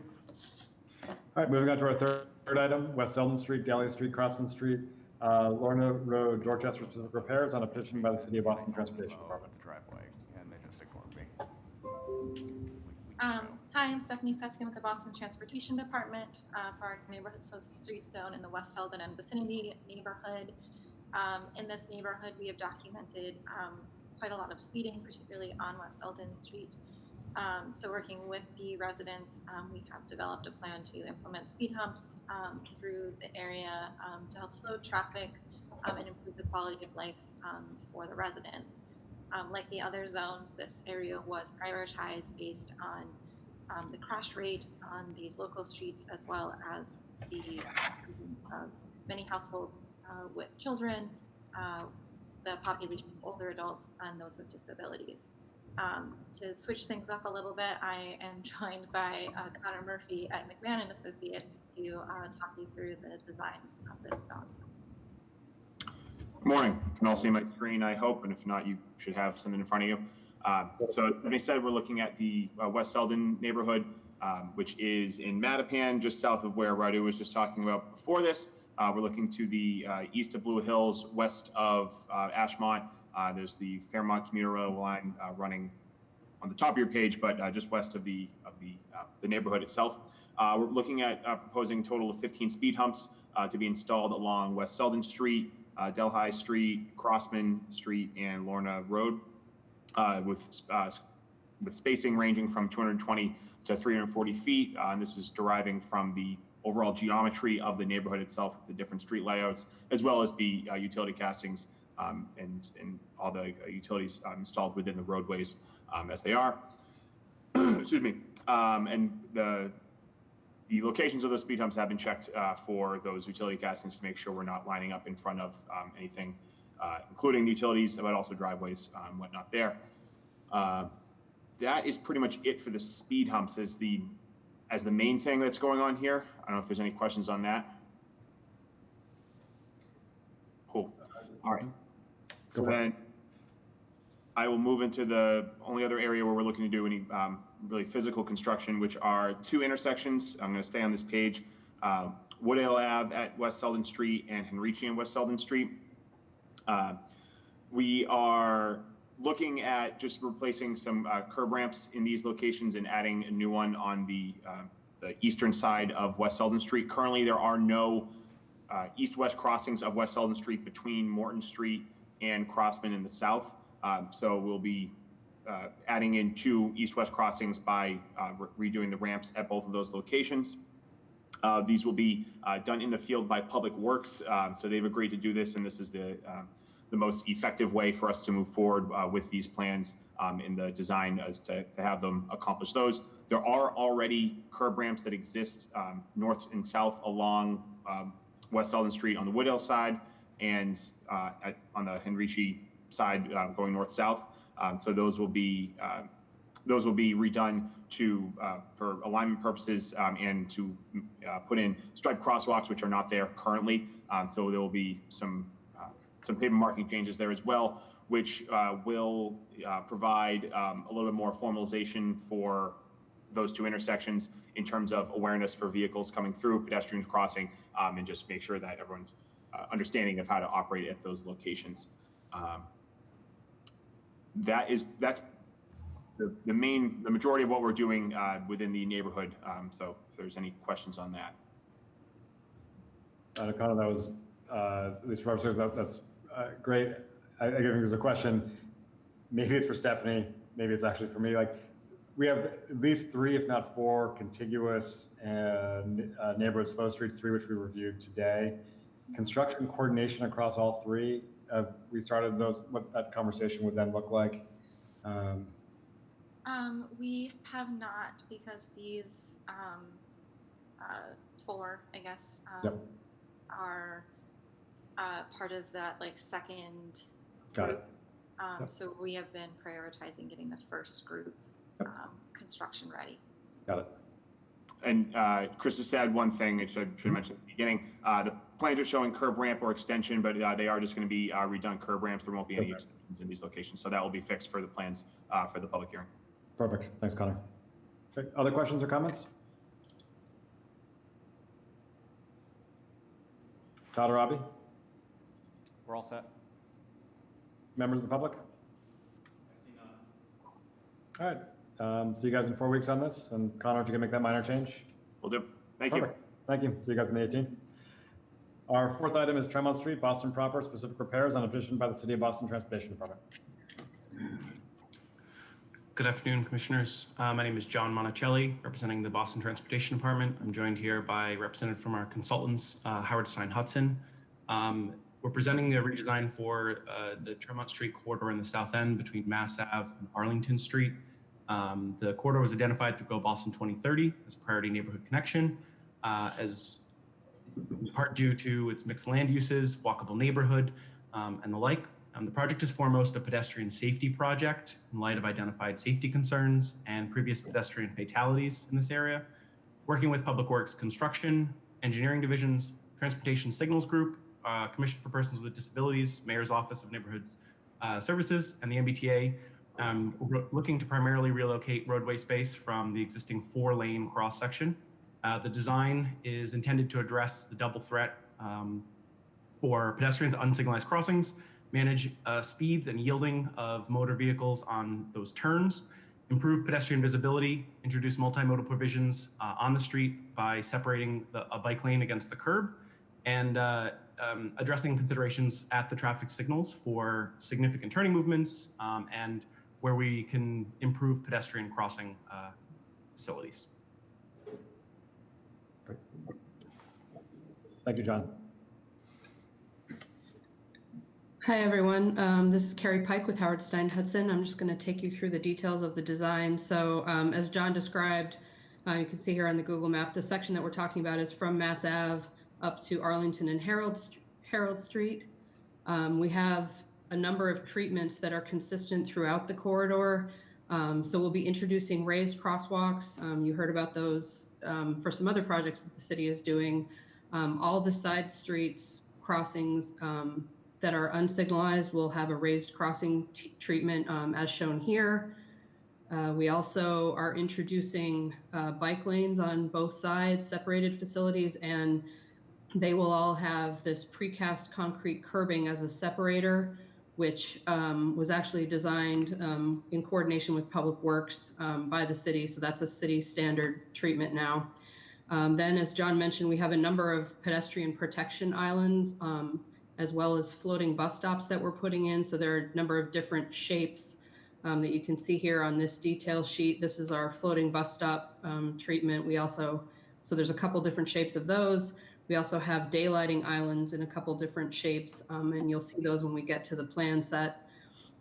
Other details, standard details that we're using. So here are more details about the precast concrete curbing for the separation of the bike in the buffer of the bike lane and the signpost detail. The city's standard bike rack, another floating island detail, this one with a handicap accessible end. And then we have some trash receptacles that are city standards that need to be moved. We also have these small pedestrian protection islands that just have a flex post on top of them. You'll see the locations of those, and all of these are designed to make pedestrians more visible and make the crossings of Tremont Street in particular safer. We do have some sections, because this is the south end, where we have to do some brick restoration, but otherwise all ramps in concrete, generally speaking, concrete and brick. There are no pavers proposed, and we do have a few locations where there are the epoxy flex posts that are also city standard. So with that, I'm going to jump to one of the locations to show you the plan detail. Let's go to, so this, I'm going to zoom in a little bit so everyone can see better. So generally speaking, the treatments along the corridor are consistent. So for example, here at Worcester Street, as I mentioned, we have the raised crossings across Worcester Street as the side street. And we've gone through, we're actually, we've submitted 100% design, so we're a little bit farther along than normal, and we've had quite extensive comments from Public Works, from all departments of BTD, Public Works Engineering and Construction, Boston Water and Sewer, and street lighting. So we're going through all of these to make sure that we've got all our details well. So you can see the different shapes of islands, the intent of which is to effectively shorten these crossings. We have our bike lane. The black lines here are that precast concrete curbing for the separation, and all the bike lanes are 7.5 feet clear from vertical element to vertical element so that Public Works can plow them. And then we have our different shapes of daylighting islands, depending on far side, near side are a little larger to make sure that an oncoming car is able to see a pedestrian as they're getting to the crosswalk. And then we have these other small islands, which are basically to force a vehicle when they're turning out onto Tremont so that they don't cut across this section of the crosswalk. They have to come out and make the turn out here. This shows one of our proposed floating bus stop islands. We do have a raised crossing here as well to get out to those islands to wait. And so this one is at an unsignalized location. All the bus stops are far side. And then if we slide down here to Concord Square, this is another shape of island for a floating bus stop. Again, on the far side, this intersection is signalized, so you don't see the raised crossings on the side streets here. I think that's kind of the highlights. I can go through if there are questions about particular locations. John, did I miss anything? And I don't believe so, not specific here. Obviously, there are some bespoke oddities that will probably hit as you kind of go through the intersections, but you got most of the basic or the general pieces there. Yeah, so as we go, as we continue along, again, you can see the raised crossings at the unsignalized locations on the side streets. And we're reconstructing ramps. Generally speaking, at the signalized locations, we are making some changes to the traffic signal phasing and timing to accommodate, but we're not replacing the traffic signal equipment. It's more, we did go out and field check that all of it has the capability. In a few places we are, I believe, replacing the controllers to make sure they have the capability to do what we need them to do. Just to clarify, sorry, we, except for one location, we will likely be replacing all of the controllers to upgrade those to the latest models available. So again, as we go along, you can see we tried to keep the design and the shapes of the various types of islands consistent. We have we've been coordinating with utilities. I don't believe we've gotten any substantial comments, and I know we did get comments from Denise from Boston Water and Sewer, and we've been working with them on their comments and incorporating them. So they were incorporated in the 100% set that was submitted yesterday. Yeah, and slightly less visible probably on these plans, the scale and the amount of the detail that's coming at you. There are a number of proposed new catch basin connections due to the change in the grading for the side street raised crossings, or by removing the curb extensions along Tremont, how the water would flow along that water line. So there are a number of new catch basins that are being installed that have been reviewed and commented on by Water and Sewer. So we're grateful for Denise's help on that.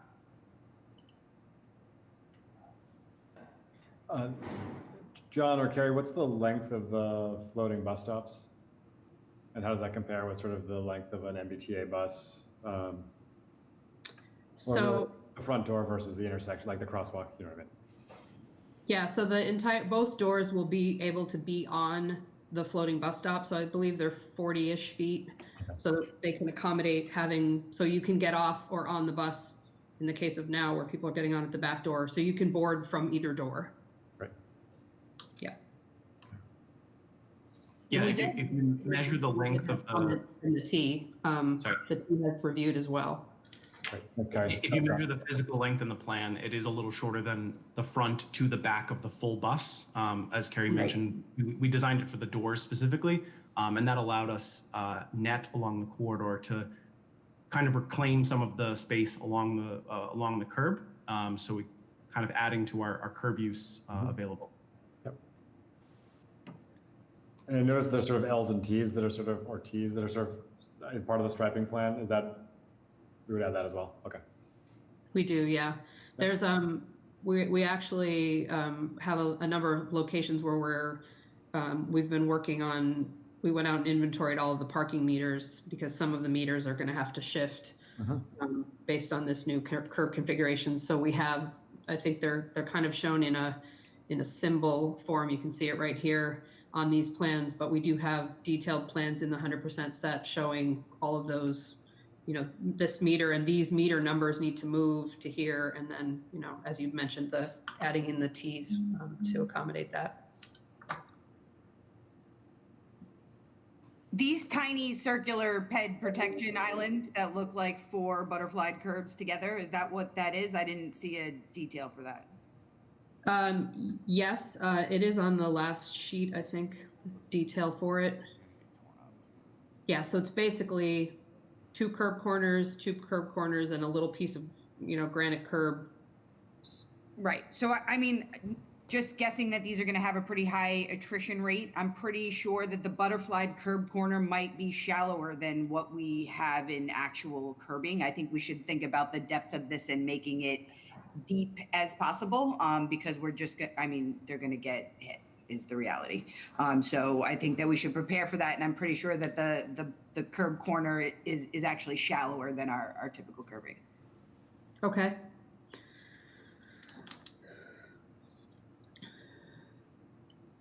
We can see what we can do about that. Excuse me. Let's see. Other questions or comments on this?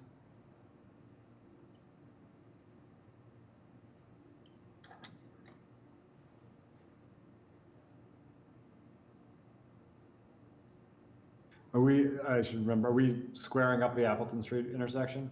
Or is it Yep. like, yep, okay. Yep, we are, as shown here. Yep. And you can see actually that one of the catch basins that John mentioned here that, Yep. you know, that we've been coordinating with Denise and others at Boston Water and Sewer on, so.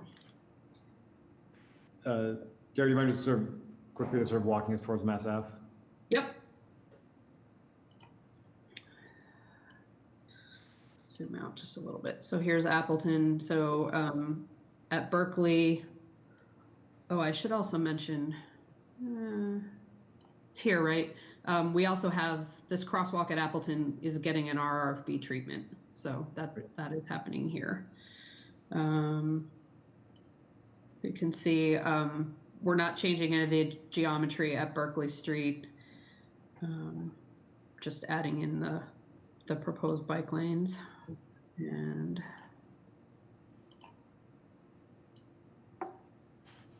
then crossings at Milford Street.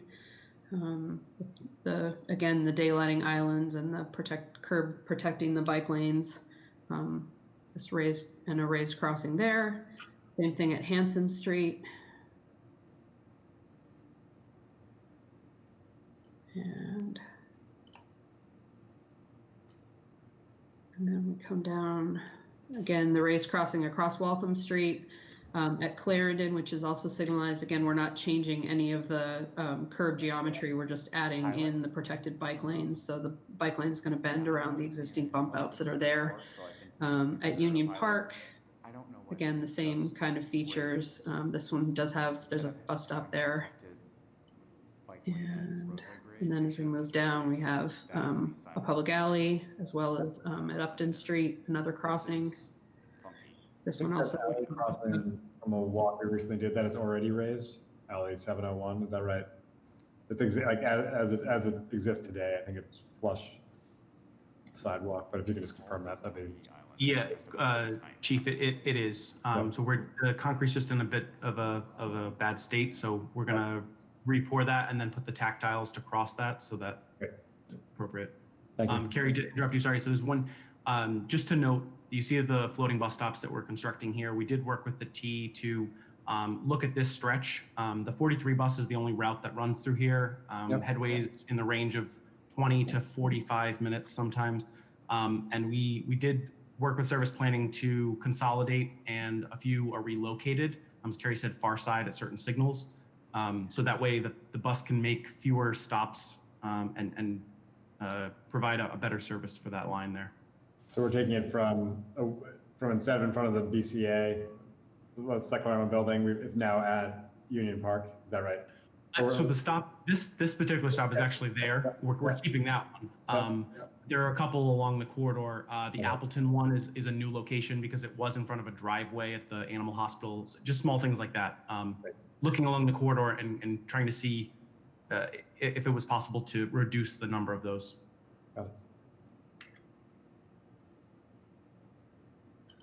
Okay, as we continue, so here at Dartmouth Street, again, we're keeping the curb lines as they exist, but adding in the protected bike lanes.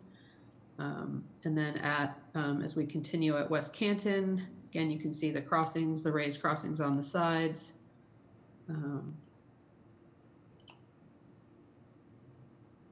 And continuing here at West Brookline, same thing, no bus stop here, just the protective islands and the small islands, raised crossings. I should note too, we do have a few locations where we have streetlight relocation. So for example, there's one right here at the corner of West Brookline. Basically, we're trying to move a few of them to get them out of the wings of ramps, or, to make sure that the ramps are fully accessible. So we're not relocating every light along the corridor, but there are, I think, approximately 14 locations where we're relocating them to get them out of the way of wheelchair ramps and things like that. And as we build, are we particularly thinking of the streetlights and potential future conversion to antennas? Are we adding in sort of additional conduit for fiber along with the corridor? Sorry, we had not been anticipating that. The street lighting folks had asked us to reconstruct, not just relocate the bases. So there will be new bases, but we hadn't been considering anything with fiber connections. Okay. If you can just connect with Renata and Amy about that, if it makes sense, rather than have it sort of dug up or trenched sort of later, to be able to sort of do that work now. Yeah, we can provide a typical detail for that, and I'll work with you, John, to figure out if there are appropriate locations. Great. Thanks, Todd. Thanks, Chief. Okay. Bye, go ahead, Gary. All right. So at Aguadilla and Pembroke, again, same thing. We have the raised crossings on the sides, crosswalks, proposed floating bus stop here. And so again, they're moved to the far side. This is an unsignalized location, but the bus stops are still on the far side. And as we go along, and then again at West Newton, no changes to the curbs, but we are putting in the protected bike lanes in both directions at Rutland Square and Rutland Street. similar treatments. And again, this is an unsignalized location where we have the floating bus stop is still near side in its current location. And then again, Concord Square and West Concord Street is signalized, so everything is staying as it is. And Worcester Street, which I think was where I started. So you can see all the same typical treatments. And then the last sheet is at West Springfield. We're leaving this concrete island that exists here. We'll get the other treatments. So there are still some daylighting islands here. One item to note, which will be reflected on the sheets for the public hearing, the concrete precast concrete sections in this block between Mass Ave and West Springfield Street are being changed to be the flex posts. I think it's primarily just due to the short distance. So that change has been made in the 100% drawings, and it will be made on these PIC plans to reflect that. Great. And then we're not touching Mass Ave and Tremont. So. Other questions or comments on this?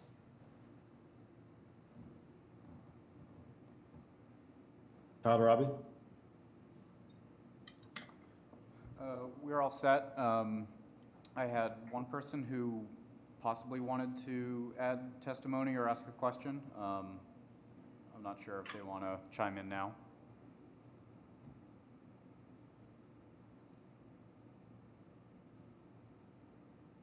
Give me back. Perhaps not. If that person's on and wants to obviously reach out to the Public Improvement Commission, please do feel free with any comments. And this is the new business hearing, so there'll also be a public hearing in 4 weeks on this if you want to offer comments then. All right. John or Carrie, anything else you want to add? No, thank you. All right, we'll see you on the 18th. Does that work for you?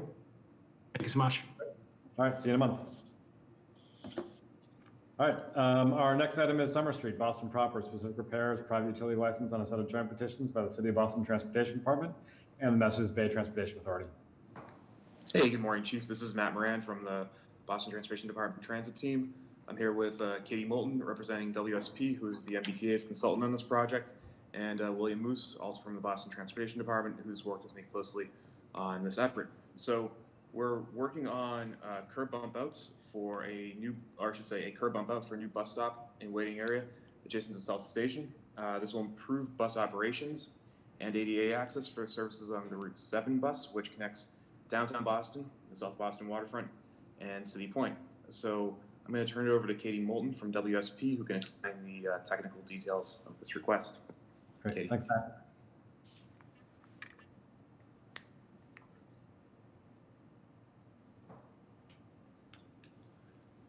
Katie, if you're presenting, you might be on mute. Good. Yep, I apologize. My mic was off. Good morning, everyone. Can you hear me now? Perfect. Thank you. As Matt said, my name is Katie Moulton. I'm with WSP. The City of Boston and the MBTA are looking to expand and enhance the existing outbound bus stop at Summer Street at South Station. The new bus stop location will be closer to the primary entry and exit for both South Station and the MBTA Red Line and Silver Line stations.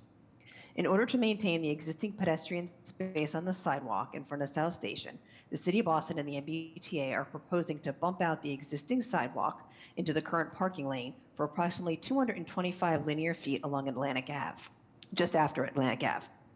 The new bump out is proposed to be cement concrete, but the existing South Station sidewalk pavers will remain for consistency and aesthetics. The additional sidewalk space will allow for 2 new lit bus shelters with benches, 2 additional benches, trash cans, 6 new bike racks for a total of 8, an MBTA e-ink bus countdown sign, and 2 new flower planters. The city and the MBTA are also proposing to begin a bus lane priority corridor just past Surface Road to Purchase Street for outbound bus traffic and continuing on to Dorchester Avenue. The new bump out bus stop will support Summer Street bus lane corridor currently under design by the BTD and the MBTA. Additionally, this stop will also potentially serve a new bus lane corridor from North Station out to the seaport, which is currently under study by the BTD. The bus stop will be maintained by the City of Boston, the MBTA, JCDecaux. Thank you, everyone. Are there any questions? Katie, one small question just about the concrete and the pavers. So the bump out, correct me if I'm wrong, the bump out will be in concrete. The existing pavers will remain as pavers. Is that right? Correct. We're going to have to remove some of those pavers in order to complete this work, but we will be replacing them with the same type of pavers as they currently stand. And this might not be a question that Katie you can answer. Might be a question that Todd or Amy can answer. Who has maintenance responsibility of the pavers in front of South Station? I consider that the match. That is an excellent question. The Hines Group, who's doing the air rights development project at South Station, is responsible for the Atlantic Ave sidewalks. As part of this, I believe they're going to enter into an LMI for the maintenance of these sidewalks on Summer Street. Great. So the pavers and then potentially the concrete, the paver obviously I'm sort of focused on, but will be part of an LMI with the South Station development. Yes, I would anticipate having two separate LMIs for this project, one with Hines for the sidewalk surfaces and a second with the MBTA for the bus, T infrastructure. Right. The Deco, shelter, the signs. Okay, got it. Yep. Amy, anything that you wanted to add there? Nope. Who gets the planners? Hines. That is still under discussion with the City of Boston and Hines. You should have an answer before the planners show up. So I think there are a few LMI things that we can work sort of maintenance responsibility pieces just to work through between now and the public hearing, which is probably in part on us, part on the T for this project. Understood. Anything else that we should be covering? Nope. Right. I don't believe so. Other questions or comments by the commission? Todd or Robbie? Maintenance aspect. All right. Members of the public? I see none. All right. We will see you guys, Matt, Katie, in 4 weeks on the 18th. Thank you. Perfect. Until then. Thank you. All right. Our next item is River Street, Dorchester, pedestrian easement specific repairs on a set of joint petitions by the Mattapan Station Preservation Associates LLC and the Massachusetts Bay Transportation Authority. Good morning, James Downing, Howard Stein Hudson. Can you hear me okay? We can, James. Okay, great. My name is James Downing, Howard Stein Hudson. I'm joined this morning by Ali Stein and Corey Fellows from the Preservation of Affordable Housing. We also have some representatives from the MBTA joining, Michelle Foles, Mike Traveline, and also Roger Mann. We're here to present the specific repair plan and pedestrian easement for the new development at 466 River Street in the Mattapan neighborhood of the city. The project is actually located within the existing MBTA parking lot at Mattapan Station. Consists of a 5 to 6 story building with 135 units of mixed income rental apartments. Also includes ground floor retail, commercial space, and a 2,000 square foot public meeting room as well. The improvements along the public way within River Street include the reestablishment of the curb line with allowing for a new parking aisle. Also includes a new separated bike lane, some raised planters with new street lighting. As a result of the new bike lane, the proponent is granting the City of Boston a new pedestrian easement within which a 5-foot clear path of travel has been provided. A draft TAPA and CMP have both been submitted to BTD. And I know Amy, you had a question at the beginning of this week in relation to the pole boxes associated with the new street lighting. We have been able to relocate those outside of the shared use path. As you can see, they're currently located now within the raised paddock beds. We'd be happy to answer any questions that the commission has.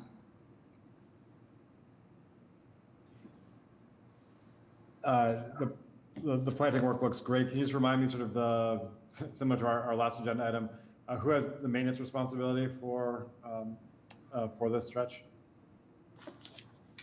Sure. So the maintenance is associated with the land lease that the Preservation of Affordable Housing POA is getting from or obtaining from the MBTA, which is, I believe, is a 99-year lease. So their responsibility for the maintaining the pedestrian easement will be their responsibility. But ultimately, underlining the owner is the MBTA, so they are also responsible. Got it. This is a question for Todd, but where are we in the process of any LMI drafting or execution? We've had numerous discussions with the project team, including the MBTA, and we're working on drafting and finalizing the LMI and the easement. We anticipate having those executed and submitted by the project team prior to the public hearing. Great. For the project team, does that sound on track for you that before June 18th, we would have the executed easement and LMI? Correct. That's what we're aiming for. Great. Okay. Right. Other questions or comments on this?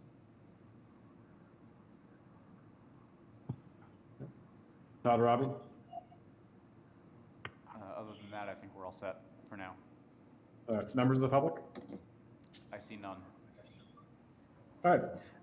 We'll see you guys in 4 weeks, and if we can just coordinate on the easement and the LMI in advance, that would be ideal. Sounds good. Thank you.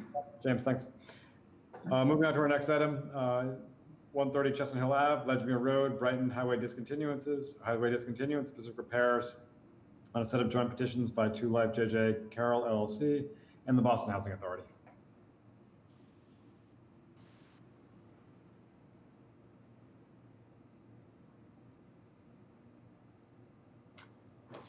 This is Rachel Belanger from 2 Life Communities. Dana Dilworth, are you on the call at the moment?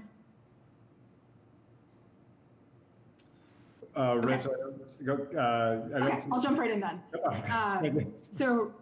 Rachel Belanger representing 2 Life Communities, 2 Life JJ Carroll LLC. We're the co-petitioner with Boston Housing Authority. Dana Dilworth is here to represent BHA. So I'll let him jump in if he's able to hear me. And also with Zoe Weinrobe of 2 Life and Chris Fee from Stantec. 2 Life JJ Carroll LLC is a co-petitioner of BHA, as I said, on a petition for 2 items, discontinuance and specific repairs. I'll briefly orient you to the project, and then Chris Fee will take over to walk through the specifics of the petitions. For a bit of context, the JJ Carroll apartments were developed by BHA in 1966. There's 64 apartments for the elderly and disabled that are there today. And BHA was selected 2 Life just about a year ago through a competitive RFP to be the developer. Our development plan involves demolishing all 64 apartments and constructing 1 new building with 142 affordable apartments. That involves temporarily relocating the current households with the right to return. So it's really a tremendous opportunity to enhance the housing for those folks and also create additional affordable units. The Article 80 process is complete. And I'll note that in addition to being the co-petitioner, 2 Life Communities is also an abutter to JJ Carroll on 2 sides. So we're really thrilled about the opportunity to incorporate the residents into the services that we have on site, including some that will be temporarily relocated with us. And then from a site design perspective, also to enhance the conditions on Chestnut Hill Ave and integrate that with our existing site. And I'll also note Weinberg House, which is 132 Chestnut Hill Ave, was in front of the commission a couple of years ago. JJ Carroll is directly to the north of Weinberg House, and will actually be connected to it through this project. So briefly about the petitions, we submitted our joint petition with BHA, circulated plans in late March, and received comments and support from all the public agencies except BPDA and Office of Neighborhood Services, which hadn't provided written responses at the time we submitted our petition. Both those were the agencies that were most highly involved in the Article 80 process, so we're confident that they're familiar with the project and can raise comments with us as well. With that, I'll turn things over to Chris Fee from Stantec to speak through the specifics of the two, both items on the petition. Thanks, Rachel.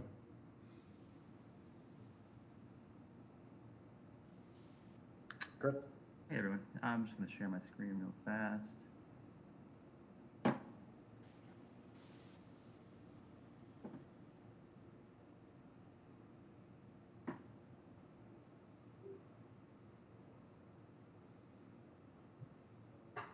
that coming through yet? Yep, perfect. Great.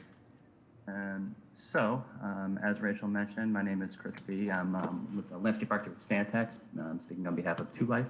Here with civil engineer Karen Begley and our traffic engineer Rick Bryant. Answer any questions you may have. So as Rachel noted, the new building size and modifications to the site program is what necessitates the discontinuance. So I think it probably makes sense to start there. So the sheet you're looking at is the discontinuance plan. Ledgmere Road is a 40-foot wide, 190-foot long dead-end public way. All interior subsurface utilities that are going to be removed are documented in the specific repairs. So I think we can sort of speak to that as we get into specific repairs. I think the relevant coordination items with the discontinuance are the parking space, temporary and permanent relocation of an ADA parking space, and then the removal of the city streetlights, both of which are being coordinated with the relevant people. And then, moving the curb cut associated with the Ledgmere discontinuance is what necessitates the specific repairs. So we can discuss anything related to this discontinuance, or I can, move right into specific repairs, whatever makes sense. Are there questions on the discontinuance by the members of the commission or Tad or Avi? Or members of the public? I think we're all set from this end. Chris, let's go to the specific repairs then. Great. I think Rachel noted that the appraisal is underway, so that will come before the public. Thank you. Okay. Zoom in here. So specific repairs, there are quite a few, most pretty minor, but as I mentioned, the biggest one is the discontinuance of Ledgmere. So we'll be shifting the curb cut northwards. I guess I should also mention that this plan is oriented differently than the previous plan. So, north is now on the left-hand side of the page. So the location that Ledgmere would have been is right here. If you can see my mouse.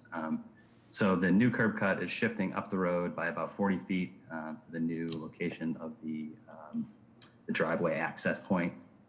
So just walking through specific repairs, there's going to be new pavement along the entire extent of the project limits.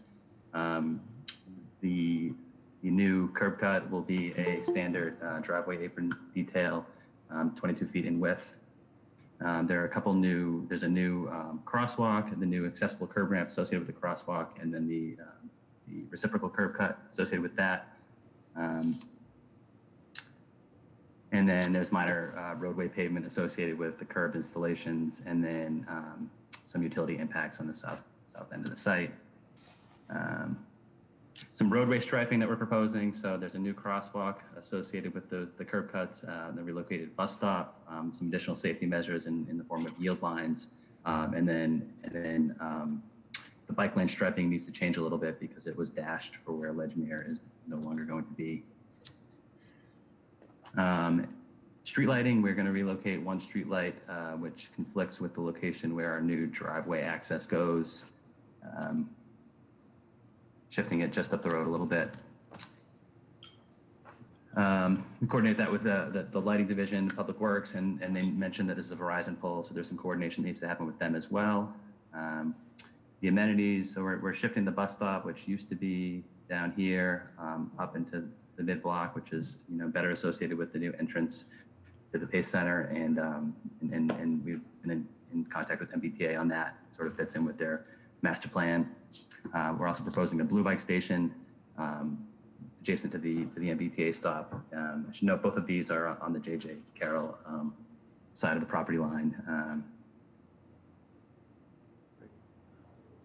Yep, and then all existing signs are to remain. We're relocating the bus stop sign. There's some new pedestrian crossing signs at the crosswalk.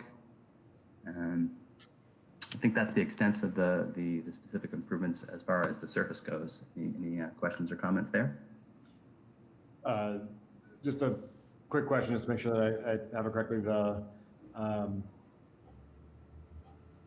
guess the sort of the southern, the bus stop is getting moved to the north, sort of like closer to, away from sort of the property line between the two properties and closer to kind of the entrance to the new development. Is that right?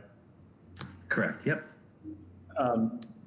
Has there been conversation with the adjacent with the property owner that bus stop is currently closer to about that? The property that's to the south of J.J. Carroll? Yeah. Yes. Yeah.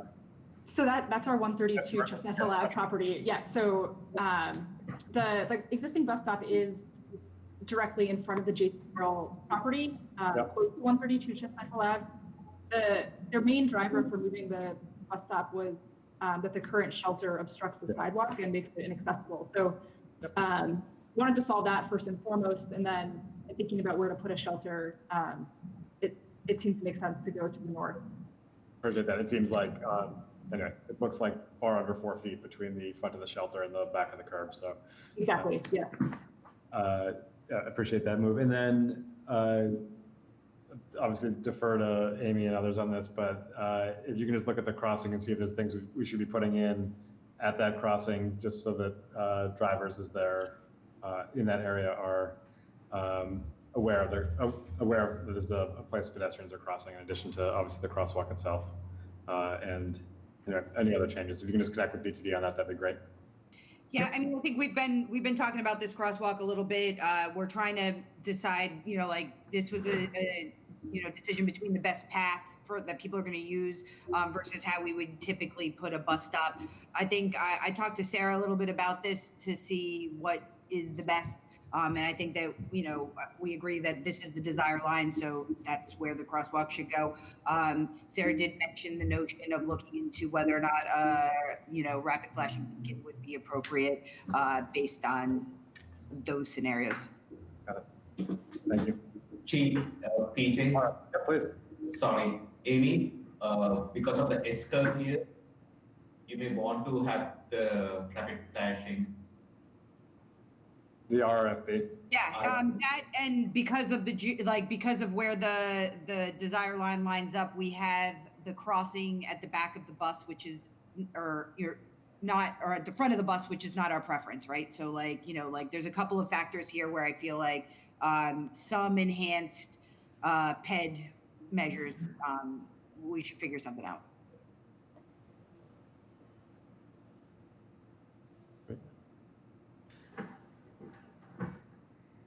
Other questions or comments on this?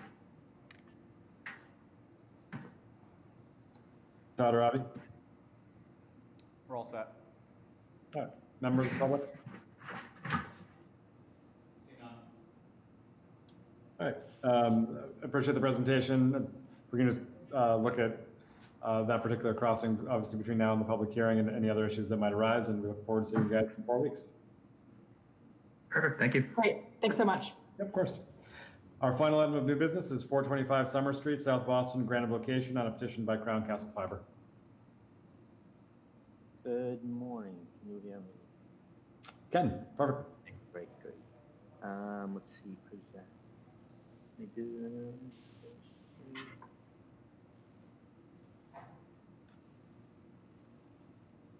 No. Hold on. Let me. First time doing this. Oh, window. All right, here we go. We can also share the plans, or Todd, correct me if I'm off on that, but we can share the plans if that's, you got it. Perfect. All right, excellent, okay. This is Herb Tony from Crown Castle. We are petitioning for a grant of location with lead company status and no participants at 425 Summer Street. This job is for a relocated small cell node per request beyond the hotel. The length of the dig is 323 feet of conventional conduit, has 2 handholds along the run, and it also includes city shadow conduit.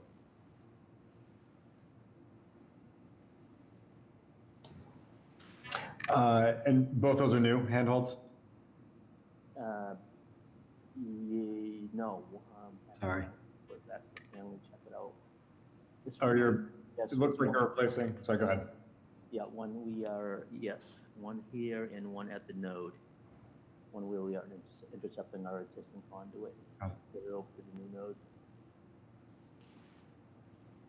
If the one that you are expanding, I'm looking at that correctly, if it is feasible to move that sort of into the furnishing zone, if you can explore that between now and the public hearing, that'd be great. The one that's on the.